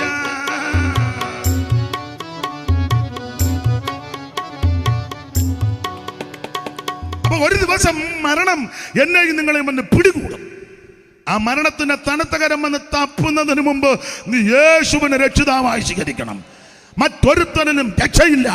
രക്ഷപ്പെടാൻ, രക്ഷിക്കപ്പെടാൻ ഒരേ ഒരു വഴി, ഒരേ ഒരു മാർഗം യേശു ക്രിസ്തു മാത്രം. എല്ലാരും മരിക്കും. മേരി ബെനഞ്ഞ പാടിയ കവിത, തോട്ടം കവിത, ഒരിക്കൽ ഈ ജഗത്തെയും ജഡത്തെയും പിരിഞ്ഞ് നാം തിരിക്കണം, വിസമ്മതങ്ങളൊന്നും നടക്കുകയില്ല. സമർത്ഥനായ സീസറും പ്രശസ്തനായ ഹോമറും സമത്വമറ്റ സോളമൻ തുടങ്ങിയുള്ള വിജ്ഞരും അമർന്നുപോയെന്ന് പടുക്കളെന്ന് പേരെടുത്ത പൂർവിക പ്രമാണികൾ കൊടുക്കമെന്ത് സംഭവിച്ചു? കേട്ട് കേൾവിയില്ല ഒരെണ്ണത്തിന്റെ. എല്ലാവരും മരണം വഴിയായി പോയി. അമ്പലത്തിൽ പോകുന്ന സമയത്ത് നാമം ജപിക്കുമ്പോൾ ഒരു വരിയുണ്ട്. അത് ഹൈന്ദവ സ്നേഹിതന്മാർക്ക് അറിയാം. ഇപ്പം വർഷങ്ങളായിട്ടൊക്കെ ഈ ചൊല്ലാതൊക്കെ ഇരിക്കുന്നത് കൊണ്ട് നമുക്ക് ഇവിടെ ഇഷ്ടം പോലെ ഉണ്ടല്ലോ ചൊല്ലാൻ. അപ്പം പണ്ട് ചൊല്ലിയിട്ടുള്ളതാ, തെറ്റിയെങ്കിൽ ക്ഷമിക്കണം. ആ വരി ഇങ്ങനെ: കരളിൽ വിവേകം കൂടാതെ കണ്ടരനിമിഷം ബദ്ധ കളയരുതാരും, മരണം വരുമിനി എന്നു നിനജിക മരുവുക സതതം നാരായണ ജയ. പണ്ട് ചൊല്ലിയതാ. അപ്പോൾ മരണം വരും, അതാ അതിൻ്റെ അർത്ഥം. മരണം വരും, മരണം വരുമിനി എന്ന് നിനച്ചിക മരുവുക. മരണം വരും, മരണം പിടികൂടും. അധ്യാത്മരാമായണത്തിലെ സ്കൂളിൽ പഠിച്ചതാ, പഠിച്ച പിള്ളേർക്കൊക്കെ അറിയാം. എടുത്തച്ഛൻ എഴുതിയിട്ട് 1-2 വരികളുണ്ട്. ദൈവത്തിന് മഹത്വം. ആ വരികൾ നല്ല വരികളാ. മലയാള ഭാഷയല്ലേ, അർത്ഥസമ്പുഷ്ടമായ ഭാഷയാ, നല്ല വരികളാ. ആ വരിയിൽ ഇങ്ങനെ: ഭോഗങ്ങളോരോ ജനപ്രഭാചഞ്ചലം വേഗേന നഷ്ടമാം ആയുസുമോർക്ക നീ. ആയുസ് വേഗം നഷ്ടപ്പെടുന്നതാ. ഭോഗങ്ങൾ ഓരോ ജനപ്രഭാചഞ്ചലം വേഗേന നഷ്ടമാം ആയുസുമോർക്ക നീ. വക്കിനി സംതപ്ത ലോകസ്ഥാമ്പു ബിന്ദുന സന്നിഭം മർത്യജന്മം ക്ഷണഭങ്കുരം കാലാകിനാ പരിഗ്രസ്തമാം ലോകവും ആലോല ചേതസ. ഭോഗങ്ങൾ തേടുന്നു ത്വക്മാംസ രക്താസ്തി പിൻമൂത്ര രേതസാം സമ്മേളനം പഞ്ചഭൂതക നിർമ്മിതം. മായാമയമായി പരിണാമിയായ ഒരു കായം ശരീരം, മായാമയമായി പരിണാമിയായ ഒരു കായം വികാരിയായുള്ള നിരുദ്രുവം ദേഹോഭിമാനം നിമിത്തമായുണ്ടായ മോഹേന ലോകം ദഹിപ്പിപ്പതിന് നീ മാനതതാരിൽ നിരൂപിച്ചതും തവജ്ഞാനമല്ലായതെന്ന് അറിയ നീ ലക്ഷ്മണ. അർത്ഥമൊക്കെ ഇത്രയേ ഉള്ളൂ. ഈ ശരീരം ക്ഷണഭങ്കുരമാ, ആയുസ് ക്ഷണഭങ്കുരമാ. വക്കിനി സംതപ്ത ലോകസ്ഥാമ്പു ബിന്ദുന, ചുട്ടുപഴിപ്പിച്ച ഇരുമ്പിന്റെ പുറത്ത് ഒരു തുള്ളി വെള്ളം, അമ്പു ബിന്ദുന വെള്ളത്തുള്ളി. വെള്ളത്തുള്ളി ഇരുമ്പിന്റെ പുറത്തുകൊണ്ട് ഒരു ശബ്ദം കേൾക്കാൻ വെള്ളം കാണുകയില്ല. ഇതുപോലെ നമ്മുടെ ആയുസ്. വിശുദ്ധ തിരുവെടുത്ത് നമ്മളെ പഠിപ്പിക്കുന്നത് ചാഞ്ഞു പോകുന്ന നെടൽ പോലെ, പുരപ്പുറത്തെ പുല്ല് പോലെ, അവൻ 4 വിരൽ നീളം, അവൻ നിലത്തൊടിക്കുന്ന വെള്ളം പോലെ ഏത് മനുഷ്യനും ഉറച്ചു നിന്നാൽ ഒരു ശ്വാസമാ. അപ്പോൾ മരണത്തിന്റെ തണുത്ത കരം നിന്നെ വന്ന് തപ്പും. ഇന്ന് രാത്രി യേശുവിനെ രക്ഷിതാവായി സ്വീകരിക്കണം. മൂത്താമ്പാക്കൽ ഉപദേശി പാടിയ പാട്ടറിയ. ഇപ്പം നിങ്ങൾ പറയാ അയാൾ ആർക്കും അറിയാൻ മേലാത്ത കുറേ പാട്ടും കവിതയും പാടുക, ഞങ്ങളെ കൊണ്ട് പാടിപ്പിക്കുന്നില്ല, വിടവും തരുന്നില്ല. നിങ്ങൾക്കൊരു വിടവ് തരിക, പാട. ചുമ്മാ ഇരിക്കുകയല്ലേ, പഴയ പാട്ട. കാലന്റെ കോലമായി മൃത്യു വരുന്നെന്റെ കാലും കയ്യും കെട്ടി കൊണ്ടുപോകാൻ. കാലന്റെ കോലമായി മൃത്യു വരുന്നെന്റെ കാലും കയ്യും കെട്ടി കൊണ്ടുപോകാൻ. കണ്ണും മിഴിച്ചു ഞാൻ, വായും പിളർന്നു ഞാൻ, മണ്ണോടു മണ്ണെന്നു ചേർന്നിടുമേ.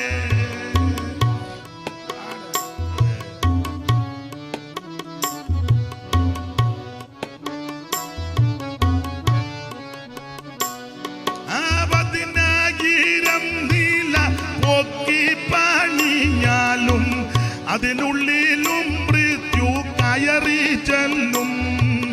10,000 നീല പൊക്കി പണിഞ്ഞാലും അതിനുള്ളിലും മൃത്യു കയറി ചെല്ലും.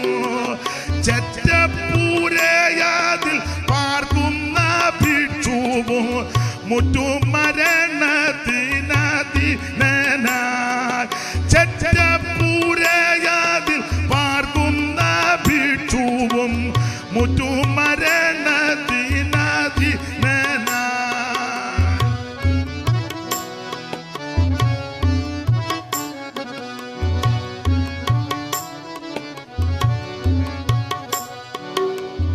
ഉപദേശി അതിന്റെ ഒടുവിൽ ഒരു വരി എഴുതി. നല്ല വരി, എല്ലാം നല്ല വരിയാ, എന്നാൽ ഒടുവിലത്തെ വരിയാ. അയ്യോ അയ്യോ എന്നുള്ള അന്ത്യചോരമോർക്കിൽ. ഇവിടുന്ന് പോകാൻ നേരത്തെ ഒരു വലിവുണ്ട്, അതിന് ഈ ഇടുപ്പ് രണ്ടൂടെ കൂട്ടിപ്പിടിച്ചൊരു വലിവ്. അത് കാണുമ്പോ അറിയും, അതാ ഒടുവിലത്തെ വലിവ്. ഇരിപ്പ് കണ്ടാ വലിക്കുകയല്ലെന്നും പറഞ്ഞ സൂക്ഷം വലി. ഇപ്പൊ തന്നെ വലിവാന്നല്ലോ, വലിക്കും വലിക്കും വലിക്കും. കയ്യിലിരിപ്പ് വെച്ച് നോക്കിയാൽ നന്നായിട്ട് വലിക്കാൻ സാധ്യത ഉണ്ട്. അപ്പൊ ഒടുവിലത്തെ ആ വലിവ. അയ്യോന്ന് വിളിച്ച ഉപദേശി, മൂത്താമാക്കൽ ഉപദേശിയുടെ പാട്ട. അയ്യോ അയ്യോ എന്നുള്ള അന്ത്യചോരമോർക്കിൽ, അയ്യോ എനിക്കൊന്നും വേണ്ട പാരിൽ. ഒടുവിലത്തെ ആ വലി ഓർത്താൽ അയ്യോ എനിക്കൊന്നും, അത് ഓർക്കുകയല്ലോ, ഓർത്താൽ വേണ്ടാന്ന് വെക്കും. പണ്ടൊരു തമിഴ് സഹോദരൻ പറഞ്ഞു, എൻ്റെ അപ്പം നനച്ചാൽ പുലിയെ പിടിക്കും, ഉയരി പോയാൽ നനയ്ക്ക് മാട്ടെ. എൻ്റെ അപ്പം വിചാരിച്ചാൽ പുലിയെ പിടിക്കും, പക്ഷെ ജീവൻ പോയാലും അപ്പൻ വിചാരിക്കല്. ഇതൊക്കെ വിചാരിച്ചാലും ഒന്നും വേണ്ടാന്ന് വെക്കും, വിചാരിക്കുകയല്ലേ. ഇന്ന് വിചാരിച്ചോണം, നീ ചാകും. സ്തോത്രം. ചാകുവെന്ന്, അതിനെ ചാകുവെന്ന് പറഞ്ഞിട്ട് തര പേടി. എൻ്റെ ഭാഷ എങ്ങനെയും ജീവിക്കാമെന്ന് ഓർത്താ യോഗത്തിന് വന്നത്. അന്നേരം നിന്ന് പറയാ ചാകും, അത് ഉറപ്പ് കാര്യമാണ്, ചാകും. സ്തോത്രം. യാകുന്നതിന് മുന്നേ നീ യേശുവിനെ രക്ഷിതാവായി സ്വീകരിച്ചോണം. സ്തോത്രം. 1-ാം പുനരുത്ഥാനത്തിൽ ആ പങ്കെടുത്തോണം. അല്ലെ പിന്നെ മറ്റേ പുനരുത്ഥാനത്തിൽ കിടന്ന് കുഴി. അത് വെള്ളസിംഹാസനം വെച്ച് ഒരുത്തം വെള്ളസിംഹാസനത്തിൽ ഇരിക്കുന്നു, അത് കർത്താവാ. ന്യായവിധി മുഴുവൻ പുത്രനല്ലേ കൊടുത്തേക്കുന്നത്, പിതാവ് ആരെയും വിധിക്കുന്നില്ല, പുത്രന് കൊടുത്തു. പുത്രൻ്റെ നിന്ന് വിധിക്കുക. അന്നേരം ആകാശവും ഭൂമിയെല്ലാം അങ്ങ് മാറിപ്പോയി.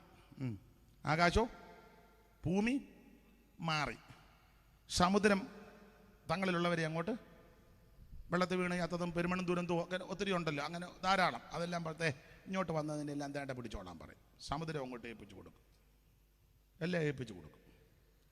ആകാശവും ഭൂമി അങ്ങ് മാറി. പിന്നെ എവിടാ നിൽക്കുന്നേ? ശൂന്യതല്ല. വെള്ളസിംഹാസനത്തിൽ ഒരുവനിരിക്കുന്നു, കൊണ്ട് നിർത്തിയിരിക്കുക. 5 ഏക്കറുള്ള അവറാച്ചൻ ഇപ്പം കാല് കുത്താൻ ഭൂമിയില്ലാതെ കാരണം ആകാശവും ഭൂമിയും മാറിപ്പോയി. ഇവിടെ ഭൂമി എവിടാ? ഭൂമി ഇല്ലെന്ന്. അതിന് തർക്കമല്ലായിരുന്നു അന്നിനൊക്കെ. തൊട്ടാ പറയാരാ എൻ്റെ അനിയൻ ജോയ, ഞങ്ങൾ മിണ്ടുകയല്ല. അവനെ 2 ചുവടാ ഇങ്ങോട്ട് എടുത്തത്. ബേബി നീ ഇങ്ങനെ പോയി നിൽക്കുവന്നൊരു ദിവസം 1 സെന്റ് ഭൂമി പോലും ഇല്ലാതെ ആകാശവും ഭൂമി മാറി.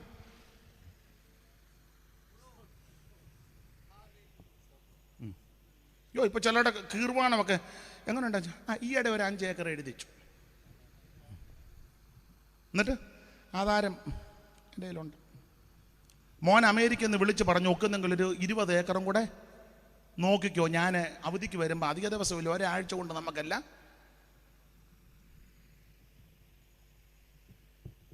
ഞങ്ങൾ തെന്മല ഇച്ചിരി റബ്ബർ തോട്ടം നോക്കുന്നുണ്ട്. നല്ല കാര്യം. എന്ത് ചെയ്യാൻ? അതിൻ്റെ ആധാരം ഇതിൻ്റെ എല്ലാം പെട്ടിക്കകത്തുണ്ട്. ഒടുവിൽ നീയും പെട്ടിക്കകത്താവും. നീയും പെട്ടിക്കകത്താകുമെന്ന്. ദൂരവേയല്ല മരണം എന്നാർക്കറിയാം, ലേശവും ഇല്ല സമയം. ദൂരവേയല്ല മരണം എന്നാർക്കറിയാം, ലേശവും ഇല്ല സമയം. രാജാക്കന്മാർ വലിയ ധീരന്മാരായവരും, രാജാക്കന്മാർ വലിയ ധീരന്മാരായവരും, ധീരസാധുക്കളും ഈ ലോകം വെടിഞ്ഞു പോകും. ധീരസാധുക്കളും ഈ ലോകം വെടിഞ്ഞു പോകും. എപ്പോഴാണ് എൻ്റെ സോദര മൃത്യു വരുന്ന ഓർക്കായിലെന്ത് കഷ്ടമേ.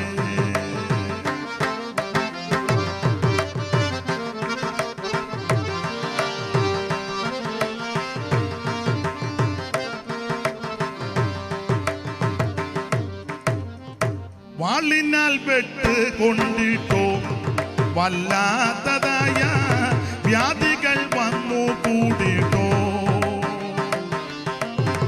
പെട്ടെന്നുള്ള മരണം ഹൃദയരോഗങ്ങളാലോ, പെട്ടെന്നുള്ള മരണം ഹൃദയരോഗങ്ങളാലോ, സർപ്പബീജമേറ്റിട്ടു വൈദ്യന്റെ വീട്ടിൽ വെച്ചോ, സർപ്പബീജമേറ്റിട്ടു വൈദ്യന്റെ വീട്ടിൽ വെച്ചോ. എപ്പോഴാണ് എൻ്റെ സോദര മൃത്യു വരുന്ന ഓർക്കായിലെന്ത് കഷ്ടമേ. എപ്പോഴാണ് എൻ്റെ സോദര മൃത്യു വരുന്ന ഓർക്കായിലെന്ത് കഷ്ടമേ. ഞാൻ ആ ഭാഗം അങ്ങ് വിടുക. ഒന്നുകൂടെ ഊന്നി പറയാ, എന്നെയും നിങ്ങളെയും മരണം പിടികൂടും. മരണത്തിന് മുമ്പ് യേശുവിനെ രക്ഷിതാവായി സ്വീകരിച്ച് അവിടുത്തെ കൽപ്പനകൾ അനുസരിച്ച് നിത്യതയിലെത്തുവാൻ ഈ ശുശ്രൂഷ ഇടയാക്കട്ടെ. അപ്പൊ യാക്കോബ് മരിക്കുന്നതിന് മുമ്പേ പിള്ളേരെല്ലാം കൂടെ വിളിച്ചു കൂട്ടി ഭാവികാലം സംബന്ധിച്ച് കൊച്ചുങ്ങളോട് പറയുന്ന കാര്യമാണ് 49 പ്രാരംഭവാക്യം. ഇങ്ങനെ രൂപേൻ മുതൽ അങ്ങോട്ട് വിളിച്ചു, രൂപേനെ നീ എൻ്റെ ആദിയാതൻ, സേട്ടതയുടെ വൈശുട്ടവും ബലത്തിന്റെ വൈശുട്ടവും ശക്തതയുടെ ആദിബലവും വെള്ളം പോലെ തുളുമ്പുന്നവനെ നീ ഗുണമാകുകയല്ല. 5-ാം വാക്യത്തിൽ ശിമിയോനും ലേവിയും സഹോദരന്മാർ അവരുടെ വാളുകൾ സാഹസത്തിന്റെ ആയുധങ്ങൾ എന്നുള്ളമേ അവരുടെ മന്ത്രണത്തിൽ കൂടരുത്, എൻ മനമേ അവരുടെ യോഗത്തിന് ചേരരുത്. പിന്നെ 8 മുതൽ നാടോട്ട് പിടിക്കുമ്പോൾ യഹൂദയെ സഹോദരന്മാർ നിന്നെ പുകഴ്ത്തും. അവകാശമുള്ളവൻ വരുവോളം ചെങ്കോൽ യഹൂദയിൽ നിന്റെ രാജതണ്ട് അവന്റെ കാലുകളുടെ കിടികളിൽ നിന്ന് നീങ്ങിപ്പോകത്തില്ല. പിന്നെ അവന് ഇസകാര് അസ്ഥിബലമുള്ള കഴുത, ദാന വഴിയിലൊരു പാമ്പും പാതയിലൊരു സർപ്പവും, അവൻ കുതിരകെട്ട കുതികാല് കടിക്കും. പുറത്ത് കരിയവൻ മലർന്ന് താഴെ കിടക്കും. പിന്നെ ഗാദോ കവർച്ച അവനെ ഞെരുക്കും എന്നൊക്കെ പറഞ്ഞു വന്ന 20-ാം വാക്യത്തിൽ ആശേറിനോട് പറയുക, 20 വായിര്. ആശേരോ അവന്റെ ആഹാരം പുഷ്ടിയുള്ളത്, ആശേരോ അവന്റെ ആഹാരം പുഷ്ടിയുള്ളത്, രാജകീയ സ്വാദ് ഭോജനം കൂടെ ഒരു പ്രവചന ദൂത. ആശേരോ അവന്റെ ആഹാരം പുഷ്ടിയുള്ളത്, വിശേഷമായ ആഹാരം പുഷ്ടിയുള്ള മട്ടൂറിയ വീഞ്ഞും ഗോതമ്പിന്റെ കാമ്പും ദ്രാക്ഷാരസവും മൃഷ്ടാന്ന ഭോജനവും ഒക്കെ അവൻ ആശേറിന് കൊടുത്തി അവകാശത്തിൽപ്പെട്ടതും വാഗ്ദത്ത ദൂതുകളാണ്. അപ്പോൾ ആശേറിനോട് യാക്കോബ് പറയുക, ആശേറോ നിന്റെ ആഹാരം പുഷ്ടിയുള്ളത്. ഇങ്ങനെ പഠിച്ചു വരുമ്പോൾ എല്ലാ വാക്യങ്ങളും എടുത്തു പറയാൻ നേരമില്ല. ഗലീലയിലെ കാനാവിലെ കാര്യമായി പറഞ്ഞു വരുന്നത്. ഗലീലയിലെ കാനാവ് എന്ന് പറഞ്ഞാൽ ഇത് ആശേർ മക്കൾക്ക് കൂടെ അവകാശമായി കൊടുത്ത സ്ഥലമാണ്. ഇനി അതിന് വേറൊരു ചരിത്രം. ഇസ്രായേലിലെ മൂന്നാമത്തെ രാജാവായിരുന്നല്ലോ ശലോമോൻ. ആദ്യത്തെ രാജാവ് നമുക്കറിയാം ശൗല്. രണ്ടാമത്തത് അവനെ നീക്കിയിട്ട് ദൈവം ദാവീദിനെ ബോധിച്ച പുരുഷനായി ദൈവം കണ്ടു. ദൈവം കണ്ടെങ്കിൽ ഈ പുള്ളി കസേര കൊടുക്കുകയായിരുന്നുള്ളതാണ്. പിന്നെ പുള്ളി ഒരു 38 അങ്ങ് തികച്ചു. 2 വർഷമൊക്കെ കൃപയിൽ നിന്ന് ഭരിച്ചെങ്കിലും പിന്നെ 38 തികച്ചു. അത് അമോര്യരുടെ അതിക്രമം തികയാനെന്ന് ഉൽപ്പത്തി വാക്യമുള്ളതുപോലെ ഈ കൗലടയൻ്റെ വർഷം തികയ്ക്കാൻ വേണ്ടി 330 വർഷം ഒരു ഉടക്കിട്ടിട്ടുണ്ട്. ഒരു അമ്മോന്യനോ മോവാബിനോ യഹോവയുടെ സഭയിൽ പ്രവേശിക്കരുത്. അവൻ്റെ 10ാം തലമുറ പോലും ഒരു കാലത്ത് യഹോവയുടെ സഭയിൽ പ്രവേശിക്കരുത്. അപ്പോൾ യഹൂദാ ഗോത്രത്തെ കൗലടയൻ കയറി.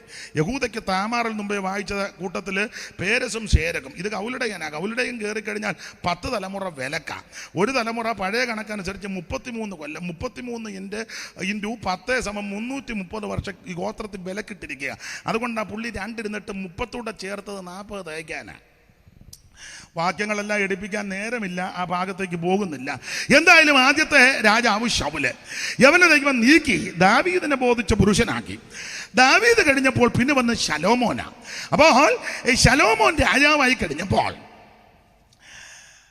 യവന് ആലയം പണിയുവാൻ താല്പര്യപ്പെട്ടു. ആലയം പണിയണം. അപ്പൊ അപ്പനാകുന്ന ദാവീദിന്റെ സ്നേഹിതനാ ഹീരാം ദാവീദിന്റെ സ്നേഹിതൻ. അപ്പോൾ ഹീരാം ശലോമോനെ കാണാമെന്ന് വലിയ ജ്ഞാനമുള്ള ആളല്ലേ.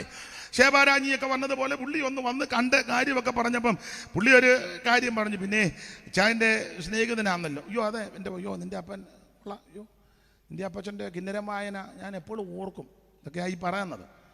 സ്തോത്രം. നിന്റെ അപ്പൻ പണ്ടൊരു ഏറെറിഞ്ഞ് ഞാൻ കണ്ടോണ്ട് നിന്നാ മറ്റവൻ കമണ്ണ് പോവും. ഈ പുള്ളിയും എൻ്റെ അപ്പച്ചൻ പറഞ്ഞിട്ടുണ്ട്.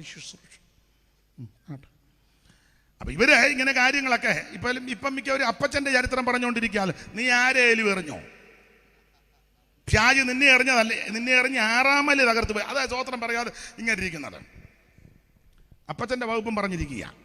എടാ, അപ്പച്ചൻ നല്ല കാര്യം ചെയ്തെങ്കിൽ അപ്പച്ചൻ പ്രതിഫലം വാങ്ങിച്ചോളും. നീ ചെയ്തെങ്കിലേ നിനക്ക് പ്രതിഫലം കിട്ടൂ. ദൈവത്തിന് കൊച്ചുമക്കളില്ല, ദൈവത്തിനെല്ലാം മക്കളാ. ദൈവത്തിൻ്റെ കൊച്ചുമോൻ തങ്കച്ചൻ വന്നിട്ടുണ്ടെന്ന് ഇന്ന് വരെ പുസ്തകത്തിലില്ല. എല്ലാം മക്കളാ. മനസ്സിലായി കാണും. അപ്പോൾ ഇവര് സ്നേഹിതനും അപ്പനും കൂടെ ശലോമോനും അപ്പൻ്റെ സ്നേഹിതനും ഹീരാവുമായി സംസാരിച്ചപ്പോൾ പറഞ്ഞു, പിന്നെ എനിക്കൊരാഗ്രഹമുണ്ട്. എന്തുവാ? ഒരാലയം പണിയാൻ പോവുക. അച്ചായനത് പണിയാൻ ആഗ്രഹിച്ചു. പക്ഷെ അച്ചായനോട് ദൈവം പറഞ്ഞു പണിയണ്ട. കാരണം ഇച്ചിരി കുഴപ്പടിയുണ്ട്, കയ്യിൽ രക്തമുണ്ട്. ഊരിയാവിനെ കത്ത് കൊടുത്തിവൻ തട്ടിയതാ. അന്നും ഉണ്ടായിരുന്ന കത്തെഴുതി കുരുക്കുന്ന ആൾക്കാർ. പിന്നെ നിങ്ങളോർക്കുന്ന ഈ അടുത്ത സമയത്തെങ്ങാണ്ട് എഴുത്തുകാരൊക്കെ അന്നും ഉണ്ട്, കുരുക്കെഴുതുന്ന ആൾക്കാർ അന്നും ഉണ്ട്. അവസാനം ഇങ്ങനെ അസുഖം ഉണ്ടാകുക. അതിനെന്നെ ഇംഗ്ലീഷിലൊരു പേര് പറയുമല്ലോ, ഷിവറിങ്ങല്ല, നല്ല വേറെ. ഞാനത് പറഞ്ഞാൽ തെറ്റും.